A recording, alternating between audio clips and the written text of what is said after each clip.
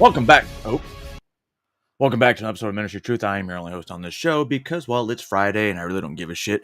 And I'm too lazy to go find co-host. Maybe this is one of my co-hosts. I don't know. I'm not sure which one's coming out today, but it's okay. Got a lot of criminals to go over to today. Sex offenders, all kinds of weird shit. And yeah. And then we have, the best of the best, the 1% that, well, obviously, that 1%, maybe it's 1% of that 1% that needs to be buried under the jail. And we're going to get into that later on at the very end of this. But before we get into anything good, I have to say good morning to Batmom, my number one fan.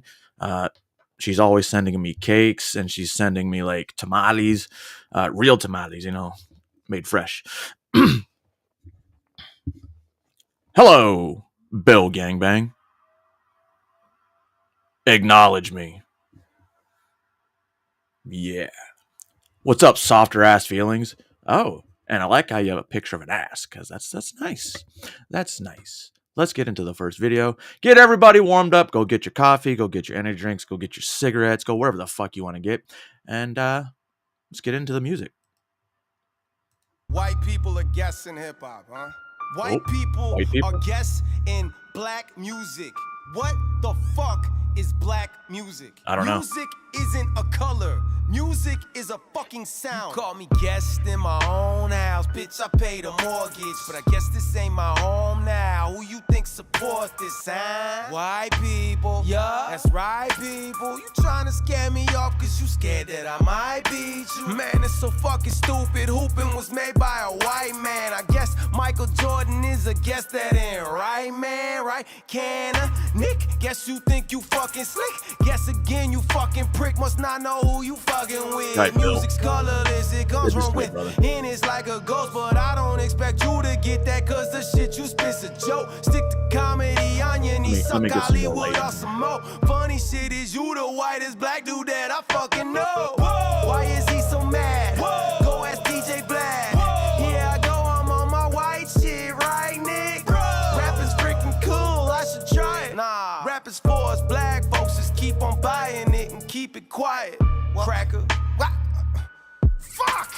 I was gonna say you just called me a crack. Hello. I don't have the rhythm to catch up now.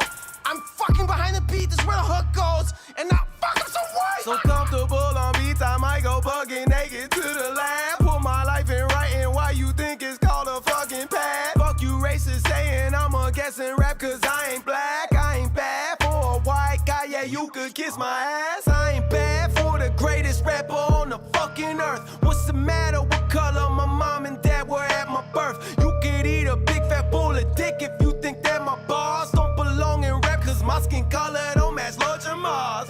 Becky, oh my gosh, why is he talking so harsh? Why doesn't he feel like slavery is all his fucking fault? Probably cause it's fucking not. I just dropped a video with a noose in it and I had the YouTube how to tie the knot. So, clearly I'm fucking expert CEO, boss of KKK level racist when I have to YouTube out of a you fucking morons. Man, rap has always been my career, way before MTV cribs. Now you still. I like you call them, the N-word. We all know what the N-word is. Nice. I got y'all motherfuckers this morning. No, I didn't. So, let's get into the world of X. Nice. Formerly known as Twitter. I don't know why people have to add that, formerly known as Twitter. It's been X for like a year now, so get the fuck over the Twitter name. Let's see what we got first. This is from Washington. No, this dude's name is Antoine Washington. He's a head football coach at a high school in Las Vegas. Apparently Antoine Washington is not very professional. And does not know how to keep his dick in his pants, especially when it comes to minors while in school. Now. Disturbing details in a child sex crimes case against Valley High School's head football coach. Thanks for joining us at 4. I'm Vanessa Murphy. And I'm Brian Loftus. 8 News Now, the only camera in the courtroom as Antoine Washington appeared virtually. Mr. Washington was trusted with the safety of children in our school. Clark County Prosecutor William Rolls says Antoine Washington broke that trust as the head football coach and security monitor at Valley High School. He confessed to Metro Police he had a sexual relationship with a student at times on school property, according to detectives. They report finding at least 4 disturbing videos of Washington with the teen, including these. The child, who's under 16, is being urinated on. She appears to be in a passed out state, gagged and bound, with Mr. Washington penetrating her from behind. The teen initially not wanting to identify Washington because he has a wife and kids, according to this arrest report obtained by the 8 News Now investigators. Washington telling police he has a polygamist relationship with 3 girlfriends so it means you can have sex likes with to minors, play you fucking dad. shit. Now he faces 9 felony charges because of his position in power, the age of the teen, and what prosecutors call child pornography. Rolls sounding the alarm about other alleged inappropriate contact with additional students and asking for a $500,000 bail. While Washington's public about no defender bail? points to his lack of criminal history, strong ties to the community, family, and a lack of money to run. So it's okay because this guy is a pillar of the community. He's a football coach. He's a husband and a father. So there should be no reason this guy should be held accountable for having sex with at least 4 minors and at least 1 while on school property, right? Peed on, gagged, tied up, and fucked in the ass. Under the age of 16. This guy is not a pillar of the community. Possible danger does my client pose to the community? Henderson Justice Court Judge David Gibson setting bail at $100,000 with conditions including house arrest and no contact with minors under 16, the alleged victim, or Clark County School District properties. He'll do it again. It's not a matter of if he goes to prison. He's out on bail. It's He'll do only it a again. matter of what he's convicted of and for how long he goes to prison for. Now, if Washington posts bond, he's required to be on house arrest and again prohibited from being on school grounds. Also, a quick note here. Initially, the case was in Las Vegas Justice Court and it was moved to Henderson. Sources say Washington has a personal connection in the Las Vegas Justice Court system. We've reached out to administration there to find out more and have not yet received a response. Oh, can we investigate that? Maybe they've hidden this from. Shut the fuck up, you little faggot. All right. Well, yeah. High school football coach, $100,000 bail. He'll make it. If he has ties to people in the Las Vegas justice system, what makes you believe that in Henderson he doesn't have the same thing? Or, his Vegas buddy can call over to Henderson and be like, yo, what up, nigga? Yeah, this guy, treat him leniently. Give him like a $50,000 bail and, whatever. He only molested 4 kids. No big deal. He pretty much raped them and recorded it. Yeah, this guy should deserve bail. Get the fuck out of here, you fucking simp-ass retards.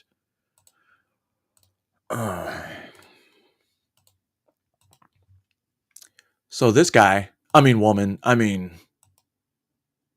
don't know. I think it's a dude. Pretty sure it's a lady boy. Whoa, did she pay to have her Adam's apple removed? Holy fuck. In a woman's bathroom saying, hey, it's totally safe in here. I'm in here squatting to piss with my tallywhacker. I don't give a fuck. My wife and kids are in there. I don't give a fuck if you look like a woman. The hairdryer in there is going to be very, very friendly with your face. I'm coming in the ladies' room to shake the dew off my lily. I'm going to shake the dew off my lily. And they're I'm going to laughing. pop a squat.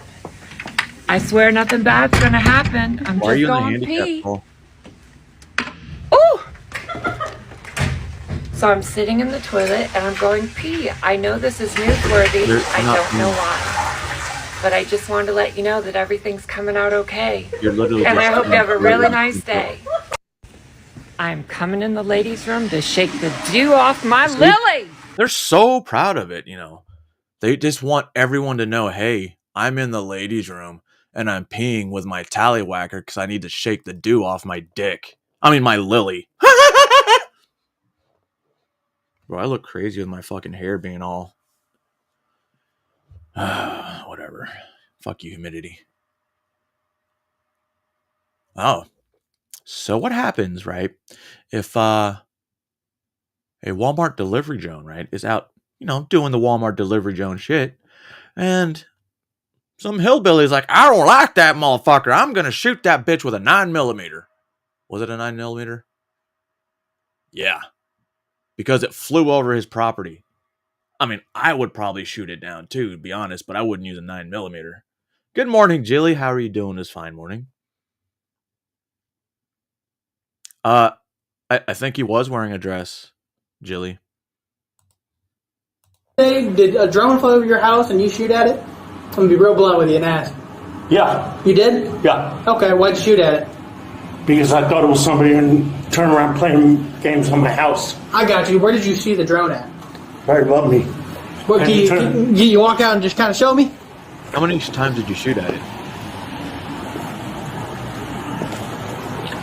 Yo, when I get straight above maybe it? I should start Straight wearing above me. Do you have any idea Hovered, lowered some kind of cord down or something, turned around and sent something back up, Oh. and then after it was shot at, it turned around and went north. Oh, so you Gotcha. missed it. Okay. What'd you Where'd shoot your at it bullet with? go? 9mm. It's Okay. gotta come down. All right. How much trouble am I in? A lot. Quite a bit. You've been honest with me. I'm gonna be honest with you. Quite a bit, actually. So there's a federal charge that goes along with it. There's a felony charge that goes along with it. That's kind of like where we're at. Okay. Okay. What happens and what happens and what? Well, before we continue this conversation, I'm really just for you being honest. You really just took me off guard. I'm not gonna lie. What am I going to do? I'm going to lie? True. Run. All right, sir. You have the right to remain silent. Anything you say You're will putting be. me under arrest. I'm just going to arrange you the Miranda warning just so I can get it out. That way you and I can continue our conversation, okay? I understand the Miranda warning. I don't have to speak to you unless I want an attorney. Okay? I got you. Let me just read you this real quick and then. But I still want to know where that bullet came down at, because it doesn't keep continuing going up in the air. We'll go from there, okay? You have the right to remain silent? What did they just black out? Oh. Go ahead, Serge. 26. I'm already talking to him. All right, Serge. You have the right to remain silent. Anything you say can and will be used against you in a court of law. You have the right to talk to a lawyer and have him or her present with you while you're being questioned. Cannot afford to hire a lawyer. Won't be appointed to represent you before any questioning if you wish. I gotta put my Christmas videos out. You want to head out underneath it, get out the rain? You can decide at any time to exercise these rights and not answer any questions or make any statements. You understand each of these rights I have explained to you. Having these rights in mind, you should talk to us now. Yes, I understand my rights. Yeah, I got you. So, it was hovering above your house. It lowered something down. No, it just hovered above my house. You said something about the pool. A cord, yeah, a cord or something. It stayed there for about 10 minutes. Mm-hmm. And, yes, I shot at it. Okay. I got you. And the cord went up. It turned because it was facing east. Okay. Because that's east, right? Yeah. Yeah. I was working on my pool equipment. Oh, you were outside when you noticed it? Oh, I was working on my pool equipment. Gotcha. Waved it off and everything.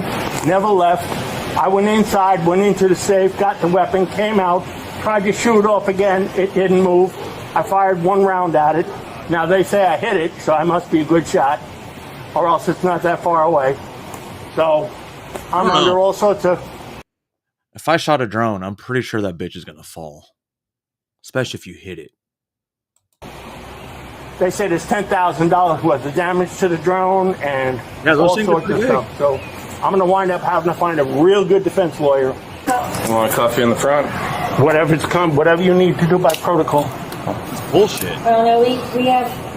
We've been fine. There's no issues. We're not, Yeah. Just let me know if it's too tight, all right? I can't breathe. I can't breathe. I can't breathe. At least it's got humor. A little bit of humor. I like it. That's it. Yep. Don't shoot at drones, ladies and gentlemen. However, if you're going to shoot at drones, shoot the camera. Shoot it down. Don't just scare it. Fuck out of here. And then flush it down the toilet. In pieces. If you have one of those high-powered toilets. But if you have one of those older toilets, I wouldn't recommend it. What do we got next? God damn it, where's my mouse? Let's got some craziness. Which one is this all about? Oh, oh. So this little Eminem wannabe white boy, he got a lesson. And hey, act right, you fucking retard.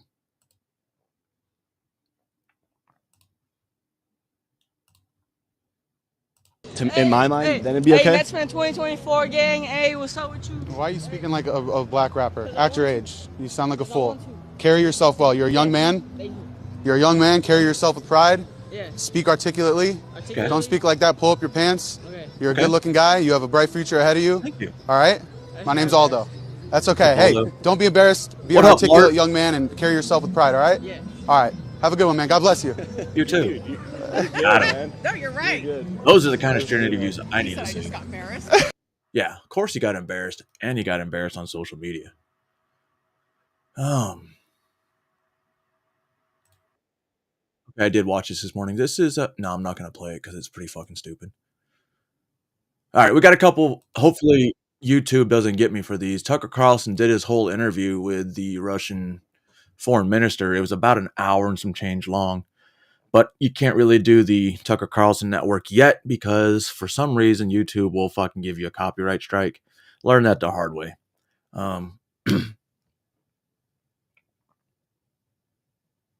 Jilly didn't leave anything. Jilly pretty much migrated to where, drama went away, I assume. How sincerely worried are you about an escalation in conflict between Russia and the United States, knowing what you do? Well, we started with this question, more or less. It seems the central question. Yes, and the Europeans say that it's not easy whisper to each other, that it is not for Zelensky to dictate the terms of the deal, it's for the US and Russia. I don't think we should be presenting our relations as, two guys decide for everybody. Not at all. It is not our style. We prefer the manners which dominate in BRICS, in Shanghai Cooperation Organization, where the UN Charter principle of sovereign equality of states is really embodied. The US is not used to respect sovereign equality of states. The United States, when they say we cannot allow Russia to win on Ukraine because this would undermine our rules-based world order. And the rules-based world order is American domination. Now, by the way, NATO, at least under Biden administration, is eyeing the entire Eurasian continent. Indian, Pacific strategies, South China Sea, East China Sea is already on NATO agenda. NATO is moving infrastructure there. Arsenal. AUKUS, building Quartet Indo-Pacific 4, they call it. Japan, Australia, New Zealand, South Korea. US, South Korea and Japan are building military alliance with some nuclear components. And Stoltenberg, the former Secretary General of NATO, said who's nuclear last year after the summit, which he said, Euro-Atlantic security is indivisible from Indo-Pacific security. When he was asked, does it mean that you go beyond territorial defense? No, it doesn't go beyond territorial defense, but to defend our territory, we need to be present there. This element of preemption is more and more present. But with the United States, we don't want war with anybody. Oh. And as I said, 5 nuclear states declared at the top level in January 2022 that we don't want confrontation with each other and that we shall respect each other's security interests and concerns. And in that 2022 where they were trying to get a peace between Ukraine, like I've mentioned before, the US was against it. and it was pretty well on its way to getting, signed. And then England's prime minister stepped in and said, that's not a good idea, tear that shit up, and we will fight. And by we mean, the United States. And it also stated nuclear war can never be won, and therefore nuclear war is not possible. And the same was reiterated bilaterally between Russia and the United States, Putin, Biden, when they met in 21 in Geneva in June. Basically, they reproduced the statement by Reagan and Gorbachev of 1987, I think, no nuclear war. And this is absolutely in our vital interest. And I hope that this is also in vital interest of the United States. Keep in mind that the whole reason Russia is doing this because the European Union, NATO, the United States, they're not supposed to push any further east than where they are now, which means Ukraine becoming part of NATO is an act of war. I hope people know that. It has nothing to do with the U.S. Well, it does. We basically pushing and pushing and pushing to make Ukraine part of the NATO. Why? Biolabs, agriculture. For some reason, they do a majority of the world's grains, which I don't believe. But they tried to tell me that. Ukraine is good, guys. If you're a politician who wants to make money. I say so because some time ago, Mr. Kirby, who is White House communications coordinator or whatever, he was answering questions. And hello, Dominique. Good to see you this morning. About escalation and about possibility of nuclear weapons being employed. And he said, oh, no, we don't want escalation because then if there is some nuclear element, then our European allies would suffer. So even mentally, he excludes that the United States can suffer. And this is something which makes the situation a bit risky. It might, if this mentality prevails... If they would have stopped the sanctions on Russia and their oil selling, gas wouldn't be expensive right now because there would be a little more of a surplus. Then some reckless steps could be taken, and this is bad. So what I think you're saying is American policymakers imagine there could be a nuclear exchange that doesn't directly affect the United States, and you're saying that's not true. That's what I said, yes. No, but, professionals in deterrence, nuclear deterrence policy, they know very well that it's a very dangerous game. And to speak about a limited exchange of nuclear strikes is an invitation to disaster, which we don't want to happen. But wait. I mean, granted, this is the Russian, spokesperson, but how much of that truth is true? And, honestly,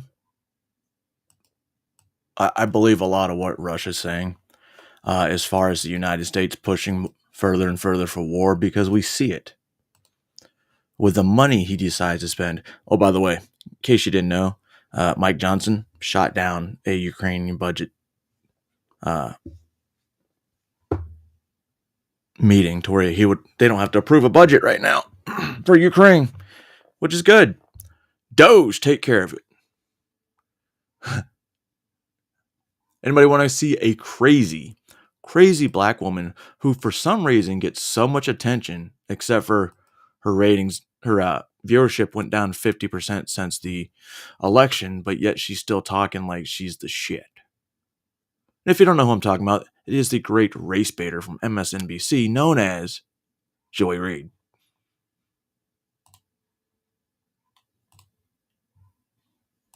America is dealing with many issues, from grocery prices to gun violence, which is the #1 cause of death for kids and teens.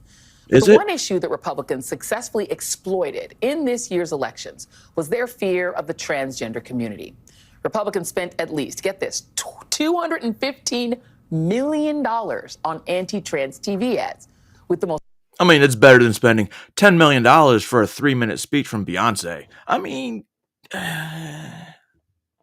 prominent coming from the Trump campaign itself. Even supports letting biological men compete against our girls in their sports. That's true. Kamala is for they, them. President Trump is for you. That's Trump's argument was that Vice true. President Kamala Harris is fighting for they, them, while he's fighting for you. Aaron Reed, an independent journalist covering LGBTQ issues, tracked Trump campaign spending and found that they spent, more money on anti-trans ads than they did on housing, immigration, and economy ads combined. Oh, yeah? For context, there we go. In the entire 50 states, Wait, transgender adult Americans make up 0.5. Wait, if they're going to say they spent this amount on budget, where the fuck's it at? I would have shown it on the screen. That way we can be like, you know what? You know what, Joy? You may be a little bit right. But no. No. We're just supposed to take your word for it. Gotcha. Not 5.5% of the population, or 1.3 million Americans out of like 320 million. There are a little over 300,000 transgender youths in America. That's 1.4% of all young people between ages 13 and 17. That would be the numerical equivalent of the Republican Party targeting the entire city of Phoenix, Arizona, population 1.65 million, because they don't like the desert landscape. Oh, okay. In fact, there are more kids who have been exposed to gun violence, estimated at 3 million, than there are. My 2 kids were exposed to gun violence at school, and guess what? They're pro-Second Amendment. Pro-Second Amendment. And they had an incident at their school. Come on, Joy Reid. In your, privileged life. I haven't been privileged, man. I'll tell you what. Everything I got, I earned. And, blood, sweat, and tears. It's what the American dream is, right? Transgender Americans of all ages in total. Targeting trans people isn't new.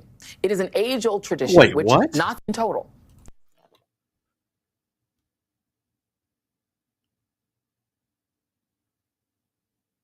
I don't know about that. You mean to tell me 3 million people a year? 3 million children a year exposed to gun violence? Is it because of the news? Because I doubt it's in person. I 100% believe it's not in person. Where's bad guy? Hey, what's up, bad guy? Why aren't you showing up over here? Well, that's weird. What's up, bad guy? What's up, Niger? Anyway, let's get back to this fucking Joy Reid. Targeting trans people isn't new. It is an age-old tradition, which Nazi Germany did with brutal... You mean to tell me there was people in Germany back in 1940s that were trans, and that the Nazis were targeting them because they were trans? Probably had nothing to do with the fact they were fucking Jewish. Just a thought. Brutally violent ends in the 1930s.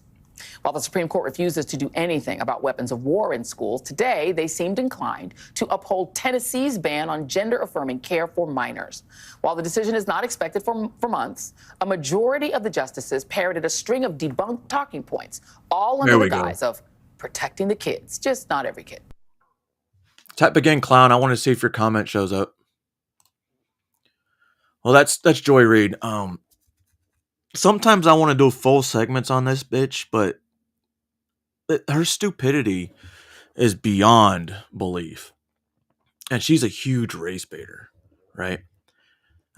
Harris lost because of, misogyny, men not wanting a woman in office. I mean, I don't disagree with that, but at the same time I do. We will have a woman in office eventually, but it has to be the right woman, not just some random off the street hoe or some random off the street fucking cuck wife. Just saying. Oh, Jesus Christ. So, I'm going to tell you right now, the age of this kid and what he's talking about, I highly doubt, like, he thought of any of this by himself. I'm 100% sure his parents are feeding him, and his parents are feeding his delusions because they don't want to be canceled. They don't want to be the parent that, I'm not affirming my children's gender because they'll take them away from me. Man, fuck you. Be a parent. Don't let the fucking government raise your kid. That's the problem. What concerns have you had about speaking out? That I'm gonna be like murdered. Like one day I'm gonna 10 years old. be walking down the street and somebody's gonna come up and like shoot me or something. That's a really scary thing to be worrying about at 10 years old. Yeah, that's What kid at 10 years old, well, first of all, thinks it's cool to be trans. Wait till you fucking get hair on your balls and then tell me about that. Trans kids are not being fucking targeted.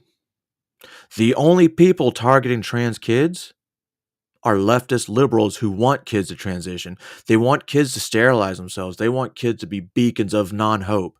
They want to get rid of civilization, and why not? Good way to do it, right? And that's what's in the Supreme Court right now. State of Tennessee bans any gender-affirming care under the age of 17. But the Supreme Court, people are hearing like, no. People know at 2 years old that they're transgender. No, the fuck they don't. And then got a story coming up. This bitch thinks that at 1.5 years old, her kid knew they were trans. Get the fuck out of here. That's child abuse. You should be shot in the face. I mean, I can't say that. YouTube. No, allegedly. should not be a worry. Michelle, what's going through your mind as you hear your daughter say this? Mom's crying, guys. And she asked me three questions after she heard who won the election.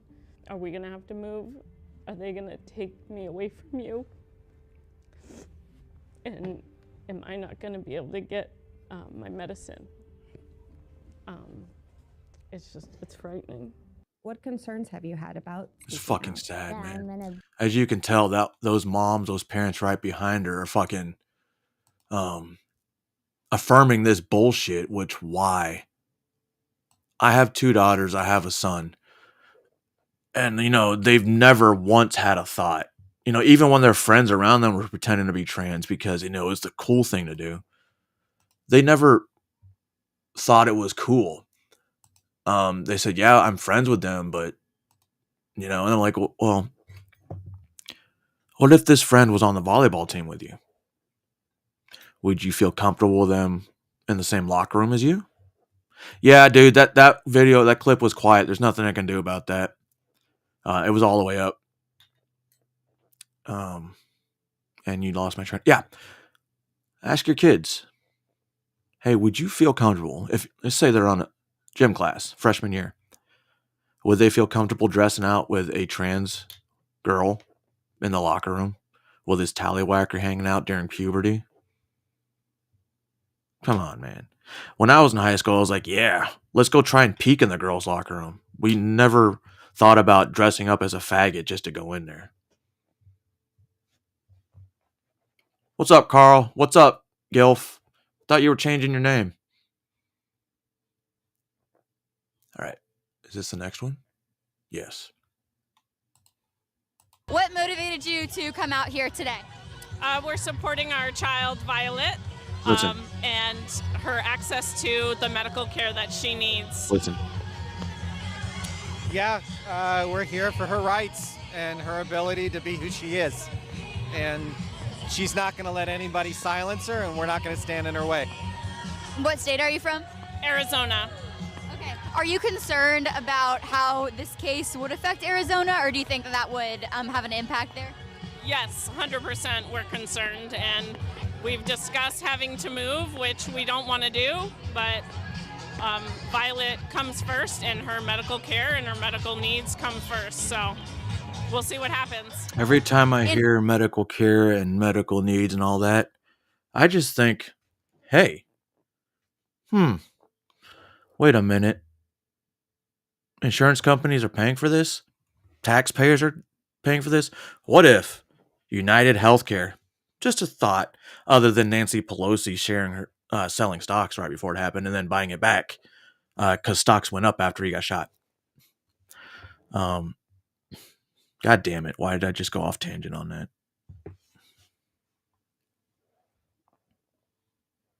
And what age do you think most trans kids determine that they're trans? Violet. Well, if you think about it, Julie, the science, especially with medical, say you're not fully developed, completely until the age of 25. It's probably why insurance goes down for vehicles once you hit the age of 25. But if you've been brainwashed for years and years, by the time you get to that age, it's like, I don't know. I'm so confused, but I'm not. But when you got the people, doing this for their midlife fucking crisis, dude, I don't give a fuck if you're 43 years old, 53 years old, 63 years old, dressing up as a woman because you think you're a woman. I'm going to say something if you go into the same bathroom as my girls. Just saying. And if somebody else doesn't have a problem with that, I mean, like, dude, do you have kids? I mean, do you have a vagina between your legs? Would you be uncomfortable with some random dude coming in the stall next to you, right? And then he kicking your stall in because nobody else is in the bathroom, and you can't overpower him because, well, it's a him. It's rare cases like this, but look what's going on in some high schools. Girls are getting raped by trans girls, but they cover that up. They're getting raped by teenage boys. They're covering that up, and it happens again, right, Virginia? When she was 1.5. There it is. She's been Violet told us when she was. That was the one I was looking for. And that they're trans. And what age do you think most trans kids determine that they're trans? Violet told us when she was 1.5. She's been telling us since she could speak. So. She knew at 1.5. Oh my God.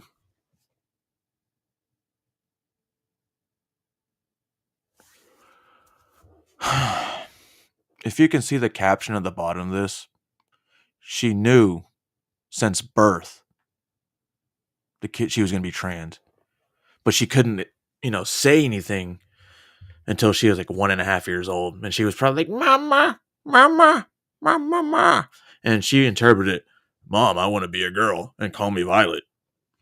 All right, Dominic, have a good day. And then this is what we have today.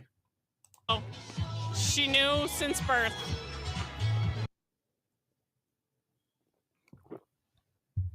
Now, listening to that, how many people in this room thinks, that sounds legit?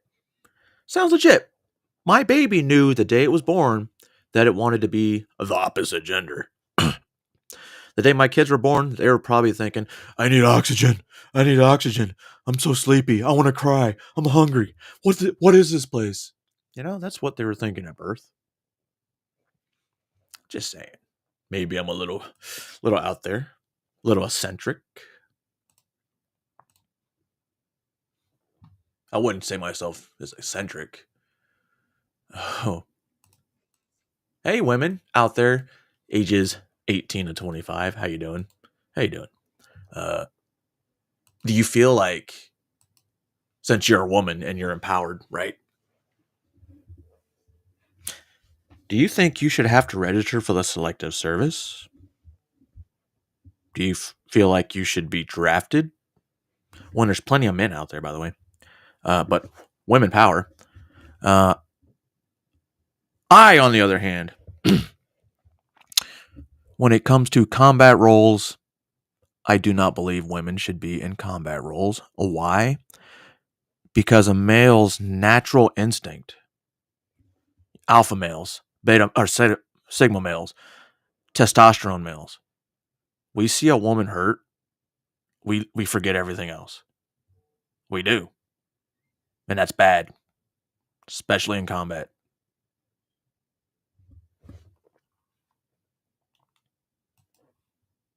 And this is an idea that you support.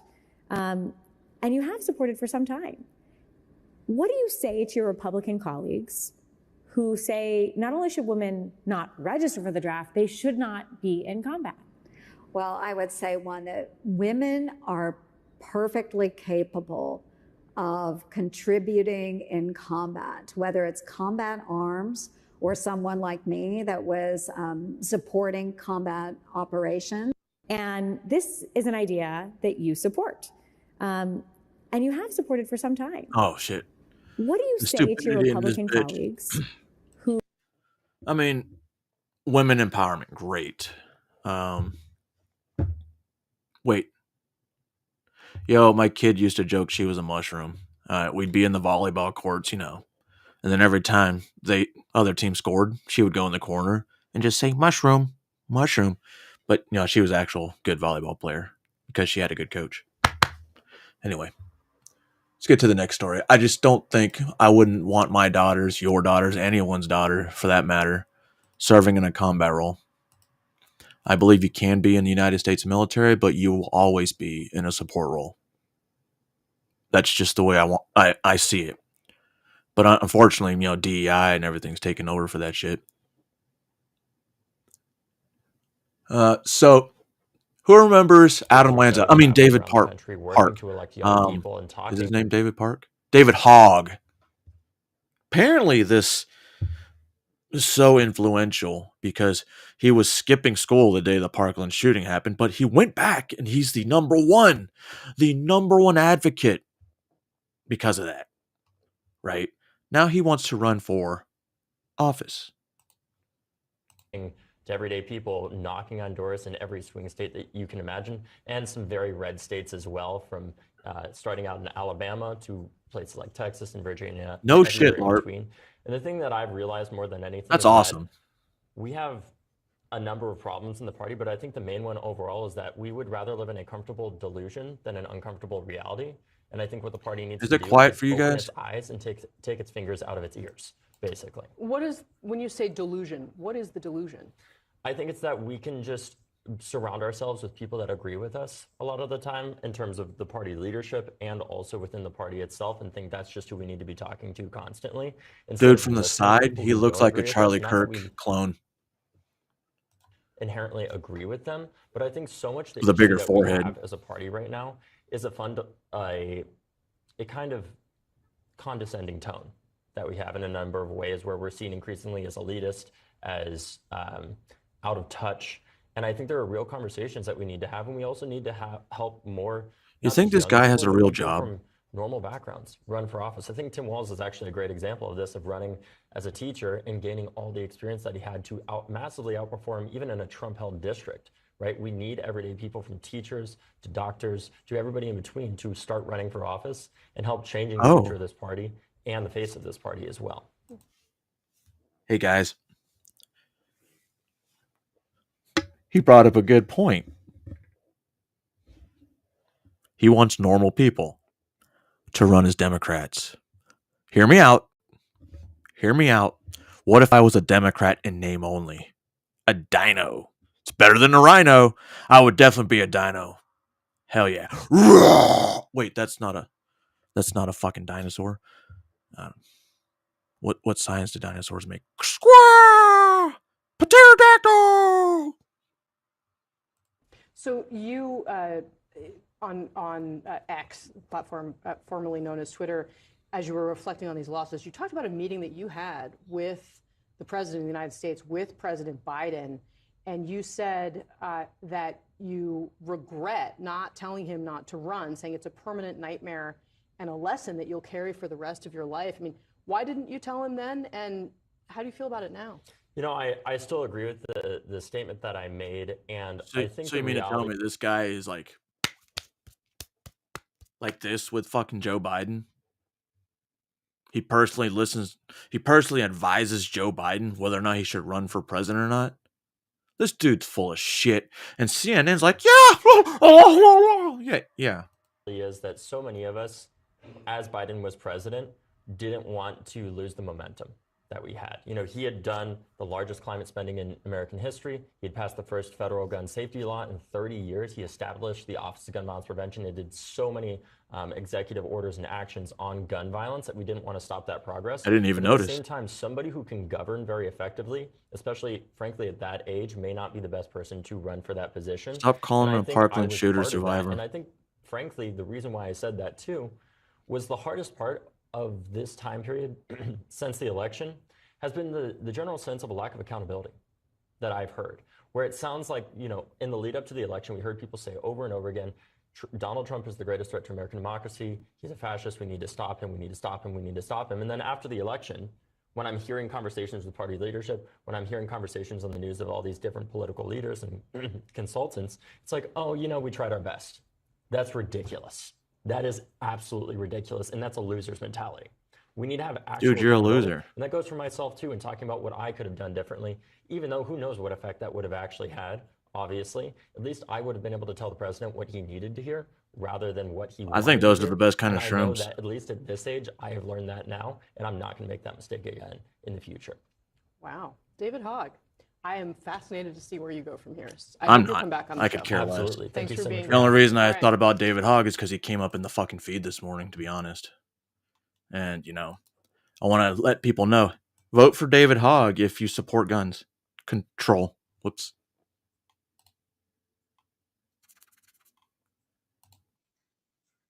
All right, here we go. We're going to head up for a 42-second clip from, you know, Joy Reid again. And let's listen to her words of wisdom because, you know, she is the media.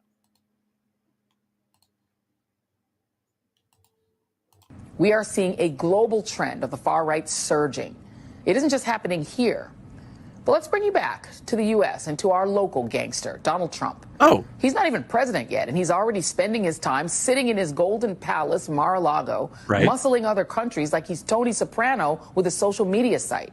Okay. Doing things like reportedly debating whether or not to invade Mexico. Oh. I mean, are we invading Mexico to stop the cartels? Would it be a joint effort? I think it's a joint effort. We're not invading, you stupid bitch. Moving on. Threatening BRICS countries, Brazil, Russia, India, China, and South Africa with 100% tariffs if they don't commit to trading in dollars. Okay. Trying to bring the dollar back up in the world. That's a smart move. Smart move. And not their own currencies. Demanding Hamas release all hostages being held in Gaza before his inauguration, or there will be, quote, all hell to pay in the Middle East. So you're telling me he wants all the hostages released over there before he takes office, right?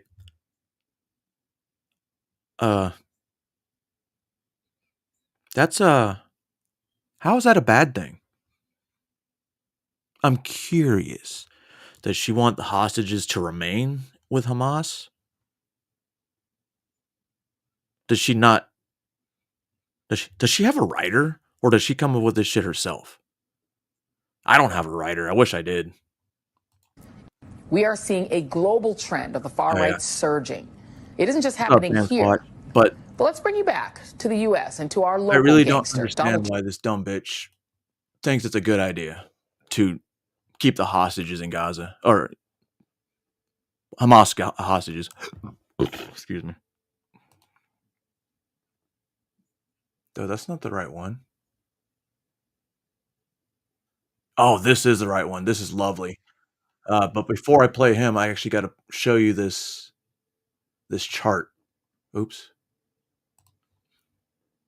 So this is the top 10 emptiest government headquarter buildings in the United States. And what I'm going to show you is pretty fucking fun to watch. So with the Department of Energy, right, their size is 1.8 million square feet. They have an estimated capacity of 4,838 for, employees. How many people have showed up in 2023? 8. An empty building. How much does it cost to maintain that building? Do they really need a building that size? Okay, that's a good way to cut some money or put their bitch asses back to work. Then we have the Agency for Global Media. I don't understand why they have a 1.2 million square foot building that houses 3,431 employees, and an average of 72 showed up daily in 2023. Seems like a big waste of space, a big waste of money. Let's continue. The U.S. Department of Agriculture, $2.7 million foot square space with a capacity of 7,438 personnel, and an average of 456 showed up per day in 2023. How much money does it cost to maintain and run that building? Let's continue. The Department of Veteran Affairs. This pisses me off. Now I know why nothing gets fucking done. The Department of Veteran Affairs size is 684,000 square feet with a capacity to hold 2,408 employees at a time. And an average of 172 personnel showed up per day in 2023. Let's continue. The EPA, 891,000 square foot, capacity of 2,392 employees with 195 average daily. That's 8%. 8%. Department of Labor, that's weird. 1.8 million square foot building with a capacity of 4,869 and an average of 441 employees showed up per day. Do you really need this big ass building? Or how about we get motherfuckers back at work? COVID's gone. The Nuclear Regulatory Commission. No wonder it takes 40 fucking years to get shit approved. Okay. So they only have a 532 square foot building, right? With a capacity of 1,377 and 127 per day. Average. Why are all these motherfuckers at home? And I'd guarantee you they're not working that full 8 hours. Office of Personnel Management, 2,396 with an average of 258. This is sad, guys. These guys are sitting at home getting paid on the government's dime. Yo, imagine if I was active duty Army and I was like, you know what? I'm just going to call in every day because I'm afraid of COVID. You think that would fly? Hell no. I would be fucking kicked out of the Army with a quickness. Department of Housing and Urban Development, 4,069 personnel with an average of 441 per day. Why are all these people at home? Again, Department of Commerce, 5,215 with an average of 589 per day. Do you not see any issues with that? I do. And apparently so does Doge and Speaker Mike Johnson.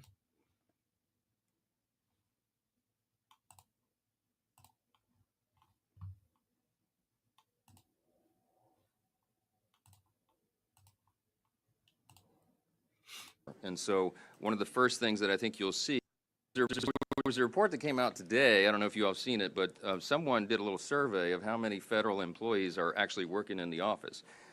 By one estimate, it may be about 1% if you don't count the security personnel that are covering these buildings. That is absurd, and it's not something the American people would stand for. And so one of the first things that I think you'll see is a demand from the new administration and from all of us in Congress that federal workers return to their desks and get back to the work that they're supposed to be doing. I think that is common sense. What you're going to see here, the overriding theme here, is a return to common sense and a return to accountability and efficiency in government. I think that's going to serve the people well. There was a report that came out today. I don't know if you all... You guys agree with them? I do. They need to find that problem. They need to fix it. And they know that the problem's there. What are they going to do to fix it? Very All right, we're going to talk about Ukraine because fuck Ukraine. We're going to listen to Joni Ernst, who's a little bit of a bitch. A little bit of a bitch. I saw that Sam Squatch. She should be in jail. And it's over $1,000. I think we can all $500. recognize it has been a very emotional day.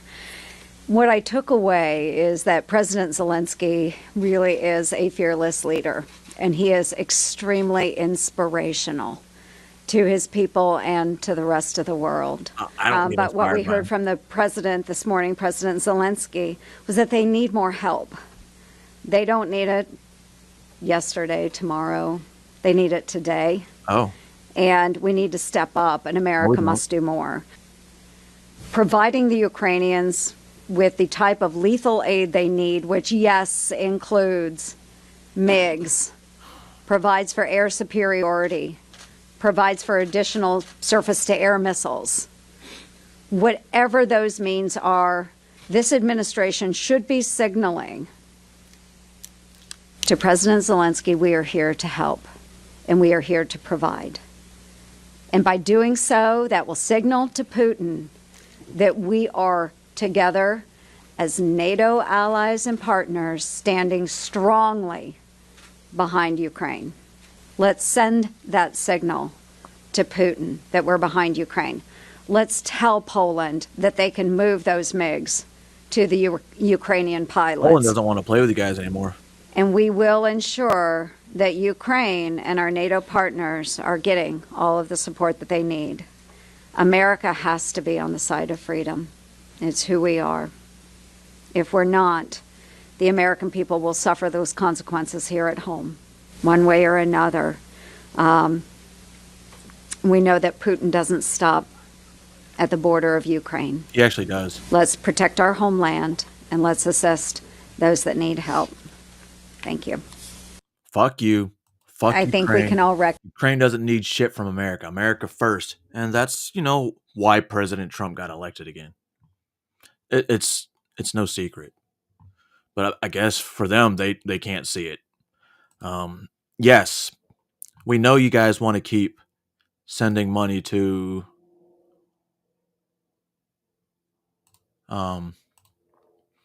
Ukraine because it doesn't really go to it does go to Ukrainian people, and by Ukrainian people I mean Zelensky, Hunter Biden, Joe Biden, and a lot of politicians who are a part of the military-industrial complex and or knowing when to buy and sell stocks because they know what's coming. Nancy Pelosi.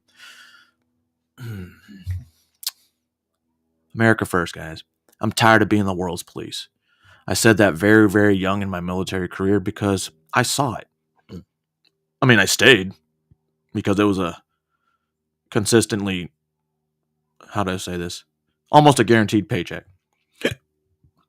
That had insurance and all that stuff. So, of course, I stayed. And now I have a pension. I don't think we should be supporting any other country, especially at this moment, because we're not even taking care of our own. We're not taking care of the homeless. People in North Carolina and Florida are still waiting on assistance. Tell me what's wrong with that. I mean, you shouldn't have to tell me because everything is wrong with that. If UN and NATO really wanted to help Ukraine, they have money. They have money. They pay maybe 5 to 10% of what we pay. And they want our weapons. They want our aircrafts. And we're just going to give them to them? Without asking the American people? You guys were elected to follow what the American people want. American people don't want war with Ukraine because it's a proxy war. And we know it. All right, we're going to switch directions for a little bit. I just wanted to show this clip because, well, anytime, anything happens in Congress that, isn't normal from daily operations, it's fun to watch. And this is one of those situations. Mr. Fallon from Texas. Thank you, Mr. Chairman, and thank you for the work that you and Ranking Member Rowe and the rest of the committee has done, and certainly our staff. Mr. Rowe, would you agree that the protection that President Trump was provided on the 13th of July was wholly and tragically negligent? The site plan was abysmal to the point of derelict.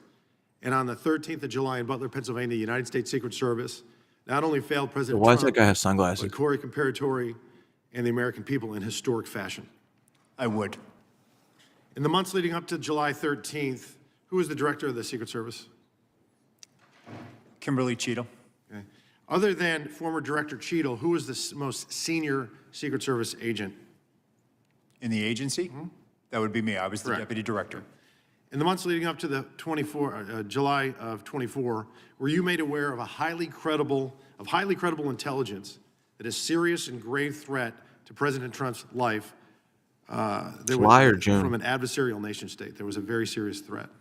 In this open setting, Congressman, I can't discuss what I was or was not aware of. Well, the former Director Cheadle said she was aware.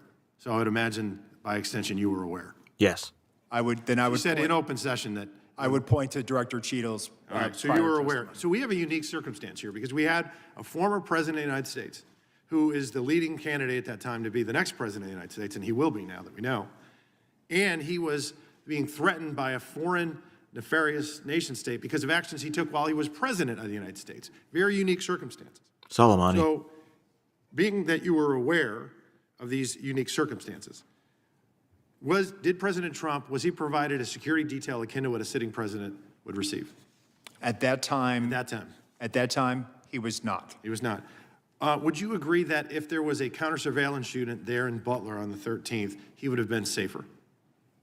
I think if there was a counter-surveillance unit advance that was on the ground, it could have aided the advance team in identifying the agent. He would have been safer. President Trump yes, would have been safer. Yeah, okay.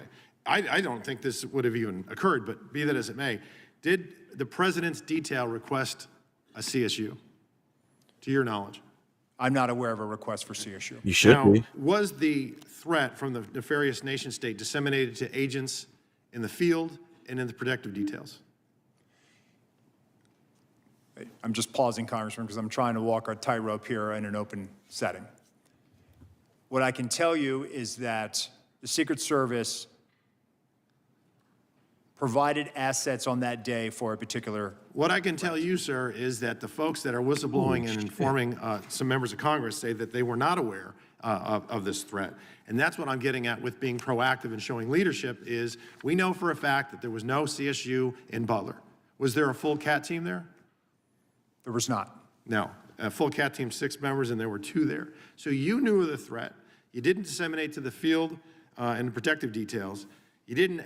President Trump didn't have a protection. Yo, this shit's crazy. So I guess some guy walked into one of the churches on the other side of town, and there's a standoff because he's locked inside the church's pantry. Interesting. Of all places, maybe he's hungry. To a sitting president. He didn't have the CSU. He had only the third of the CAT team. So that's that kind of ineptitude and inaction and complacency and the neglect that really, quite frankly, is as telling as it is chilling. And had it not been for a very blessed, fortuitous and a happenstance of a perfectly timed turn of the head, President Trump would have lost his life that day. Now, this is another. This was Forbes, not me. Concerns me. We report to our constituents, and instead of really after this happened, did you go the next day to Butler, Pennsylvania on the 14th of July? I did not. Okay. Did you go that week? I did not. Okay. The FBI held that site secure for 5 days as an active crime scene, and they released it back to the owners on the 18th, and you did not visit. And when did you finally visit the site? I visited about a day after I was appointed. So July 24th? Cheadle came in July 22nd. She got skewered and roasted by the Democrats and Republicans on the Oversight Committee, of which I sit on. She resigned the next day, and then only that day did you go. I'll take your word for it, Congressman. Why'd you wait 9 days? 11 days. Why did I wait 9 days? Yeah. Director of the FBI went to the site. Why didn't you go? Congressman, I think I was appointed July 23rd, and I was there on the 24th or 25th. Why did you go? But you were the second most senior member of the Secret Service. You could have gone. and I was managing from here the crisis. We actually Okay, so you didn't go. dispatched. Got it. Did you call the, you were managing the crisis you just said. Did What you call crisis? the detail that night on July 13th that was protecting President Trump? On that night, they were operational, sir. You did not. Okay. Did I you did call him not. the next day? No, I did not. Okay. When did you finally talk to him? I spoke to them when they arrived in Milwaukee. So 4 days later, July 17th, does that sound about right? Yes, sir. God damn. So you waited 4 days. And when we were talking earlier, a couple months ago, this is an epic failure. We all agree on that. And instead of really focusing on the egregious errors and correcting the incompetence and improving the doctrine and changing the culture, there was a massive appropriations request. We know that you have 8,000 employees. We know that they have a $3.1 billion budget, and you asked for $2 billion additional dollars. What sticks in our craw is when we report to our constituents, we have to say, hey, this federal agency failed epically, and then they wanted to almost double their budget. How much would it have cost to put somebody on that water tower? How much would it have cost to have drones that were actually functioning that day? How much would it have taken to where your anti-drone technology would have worked? How much would it have costed in a walkthrough with local law enforcement to secure the AGR site, or put cameras on that roof, or put agents on that roof, or have your snipers have iPads, or have one command post instead of two, or cordon off the damn AGR complex, 17 acres? That wouldn't have cost $2 billion. And in fact, with caution tape, signs, posts, and stakes, it would have run about $410 bucks as we ran through it. Let's add another zero. Say it's $4,000. Oh. It's not $2 billion. So I got another question for you. Here it comes. Do you recognize this photo? This is where it gets fun. Yes, sir, I do. Okay. Was that the remembrance of September 11th? It was. Was it in New York? It was at Ground Zero. Okay. Who's usually at an event like this closest to the President of the United States, security-wise? The SAC of the detail. Special agent in charge of the detail. Were you the special agent in charge of the detail that day? Actually, let me address this. Could you please, staff, leave that? Oh, no, leave that one up with the circle around me. Thank you. So actually, Congressman, what you're not seeing is the SAC of the detail out of the picture's view. And that is the day where we remember the more than 3,000 people that have died on 9/11. Okay. I actually responded to Ground Zero. I was Actually there fought in going the war. through the ashes of the World Trade Center. I was there at Fresh Kills. I'm not asking you that. I I'm was asking there, you if Congressman. were you the special agent in charge? To show respect You were not. for a Secret That's Service a bunch of member horse hockey. that died on 9/11. Oh, that you're trying to be. Do not invoke 9/11 for political purposes. Oh, that no. Yo, this was just a couple months ago. This picture. So it's not like it was the day of September 11th. Has nothing to do with it. He just pointing out security postures and how you were being a poster boy for Secret Service. I'm invoking this. You are, sir. Gentlemen, And you are out of line. I would like to ask him a question. Please. You are out of line, Congressman. Don't Way try out to of bully line. me. I am an elected member of Congress, and I'm asking you a serious question, and you are I playing am a politics. public servant who has served this nation, and You spent won't answer time If you're a public on our servant, answer day, the on our question. country's darkest Mr. day. Chairman, Committee you will not come answer- to Do not order. politicize it. Committee will come to order. I'm asking you serious questions for the American people, and they're very simple. They're not trick questions. Were you the special agent in charge that No, day? I wasn't. I was there Oh, no, representing Mr. the Chairman, United I'm States just Secret asking you yes or Service, no. sir. Mr. Fallon, your and time's did not expired. affect protective Fallon, You know operations. why you were time has there? expired. Because you wanted to be visible, because you are auditioning for this I was job there to that pay you're not gonna respect for a get fallen till member of January this 20th. agency. You endangered You are President out of Biden's line, life, Congressman. Vice President You are out of Harris's line. life, because you put those agents out of position. Mr. Did you have a Chairman. radio with Mr. you? Fallon, Did your you wear a time vest? has Did you have a expired. weapon? Mr. No. I did, sir, and you are out of line. Mr. Chairman, Mr. Chairman. Shut up, Mr. Hank. Chairman, Yes, sir.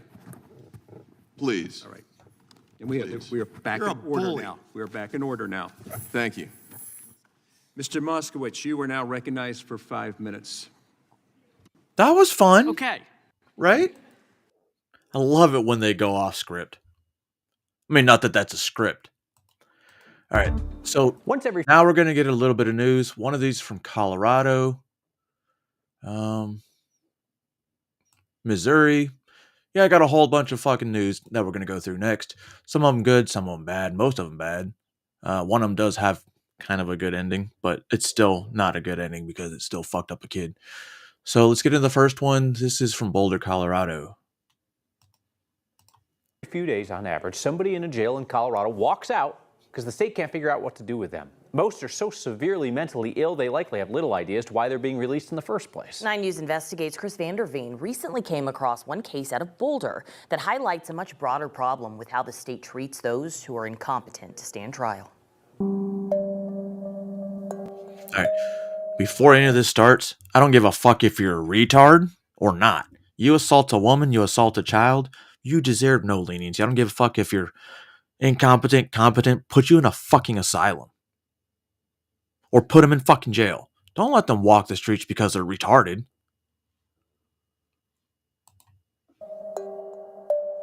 His is a story best told not from the beginning, but near its end. He was a fun little kid. He doesn't look like a kid. The night a system once again let down everyone involved. He was sweet, he was normal, he was playful, he loved to laugh. No longer the little kid who liked to laugh, an expressionless man we'll call Cole walked away from a jail staffed by deputies no longer able to stop him. He came out holding a sandwich. Why weren't you there to pick him up? And a drink of some sort. Even his mom will tell you what happened that night was wrong. He doesn't know what's going on. He's so traumatized. Why weren't you there to pick him up? Just anger, yeah. Now you want to be a fucking Deputies in victim? Boulder County say a man is in jail after attacking a girl near a middle school today. 1 year prior, See? that release might have... This motherfucker should not be free. I don't give a fuck if he's retarded, if he's God's gift to fucking women, if he's the vice president of the United States. Put his ass in jail, or better yet, hook him up to that transformer. Seemed unimaginable, particularly to the family of the middle school-aged girl. Because if he's Investigators retarded, said he doesn't Cole know any assaulted better. He's The going to girl do it says again. she screamed for help, kicking at the man and pushing him away. a frightening crime that earned Cole a notorious nickname. Everybody thought he was the boogeyman. Sure enough, first opportunity comes along, he's the boogeyman. Joe Swenson represented Cole in court. We're choosing to show, but not name Cole to help protect his identity online for reasons that might become apparent. Hey, Cole? Cole, this Deputy Tagley Phillips. You can call me Tony. Apparent once you see the body camera recordings of his arrest. So you're Cole, right? Yeah. All right. We just need to talk to you about what happened today, man. Hours after the assault, investigators came to his mom's house in search of their one and only suspect. Were you on a walk today at all? No. Not at all? No. Would you lie to me? No. He doesn't know what day it is. He doesn't know what time it is. He doesn't know what he had for breakfast. Swenson knows his client has what deputies suspected. You've been taking your medications? Suspected right away. You don't know if you're taking your medications today? No. Okay. I have. His mom says it started shortly after he turned 16. It's shocking. You have no idea what's going on. I've been in a house mostly. Doctors use the term schizoaffective disorder. He thought his family was trying to kill him. He stopped eating. You can't help but project into the future when you have a child. You're raising that child, but nothing prepares you for this. Nothing. Anything? What do you mean anything? His life became one lived on repeat. Hospital visits, arrests, hospital visits, and more arrests. One time they picked him up walking down the middle of Broadway with no shirt or shoes on. You understand what Miranda is?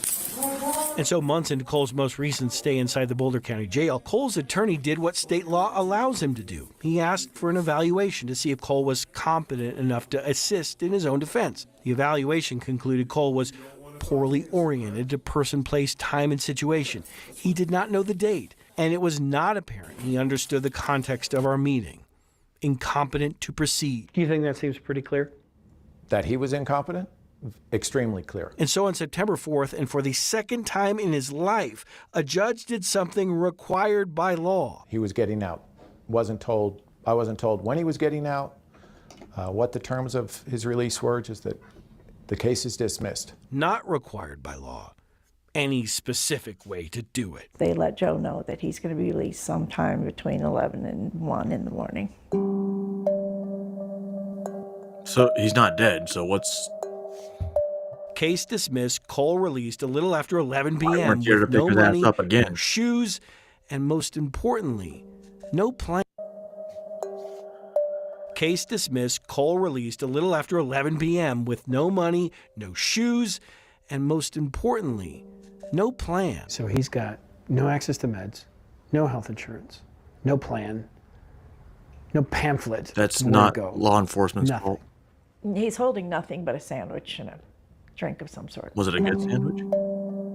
9 News Investigates found it's a story that's repeated dozens of times every year in Colorado. The state calls them PITPs, permanently incompetent to proceed. 48 times last year, 44 the year before, 36 the year before that, and 34 in 2020. He was in jail for a year. How many of those were sex offenders? I'm curious. Now I'm really curious. Whoa, this bitch looks nuts.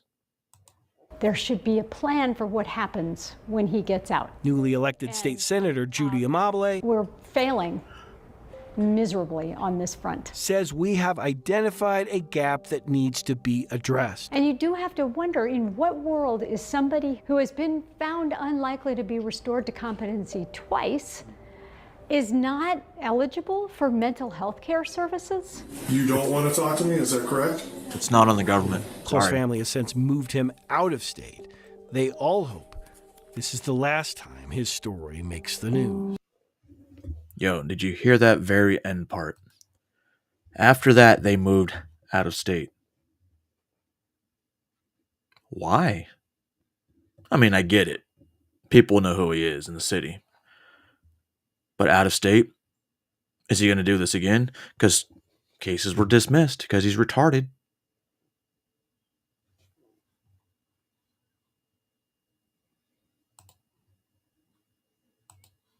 A chilling 911 call.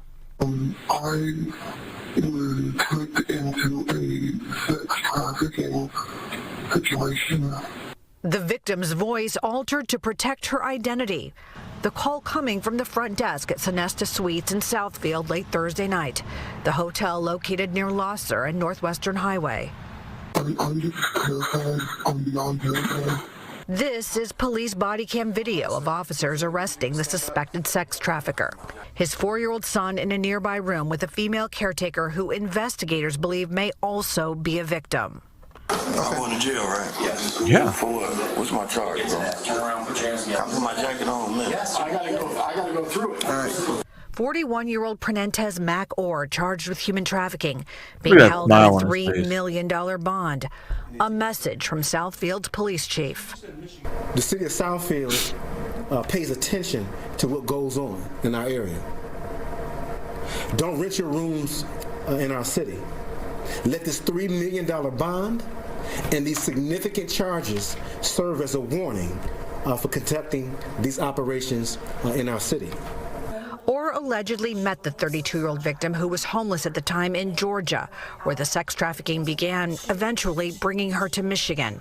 The victim stated that the suspect deprived her of food and only allowed her to drink coffee and sea moss, which is described as being used for weight loss. Forced to perform multiple sex acts with clients on a daily basis, investigators say Orr had complete control over the victim. The suspect took possession of the victim's identification, cell phone, credit cards, and prohibited her from speaking to anyone.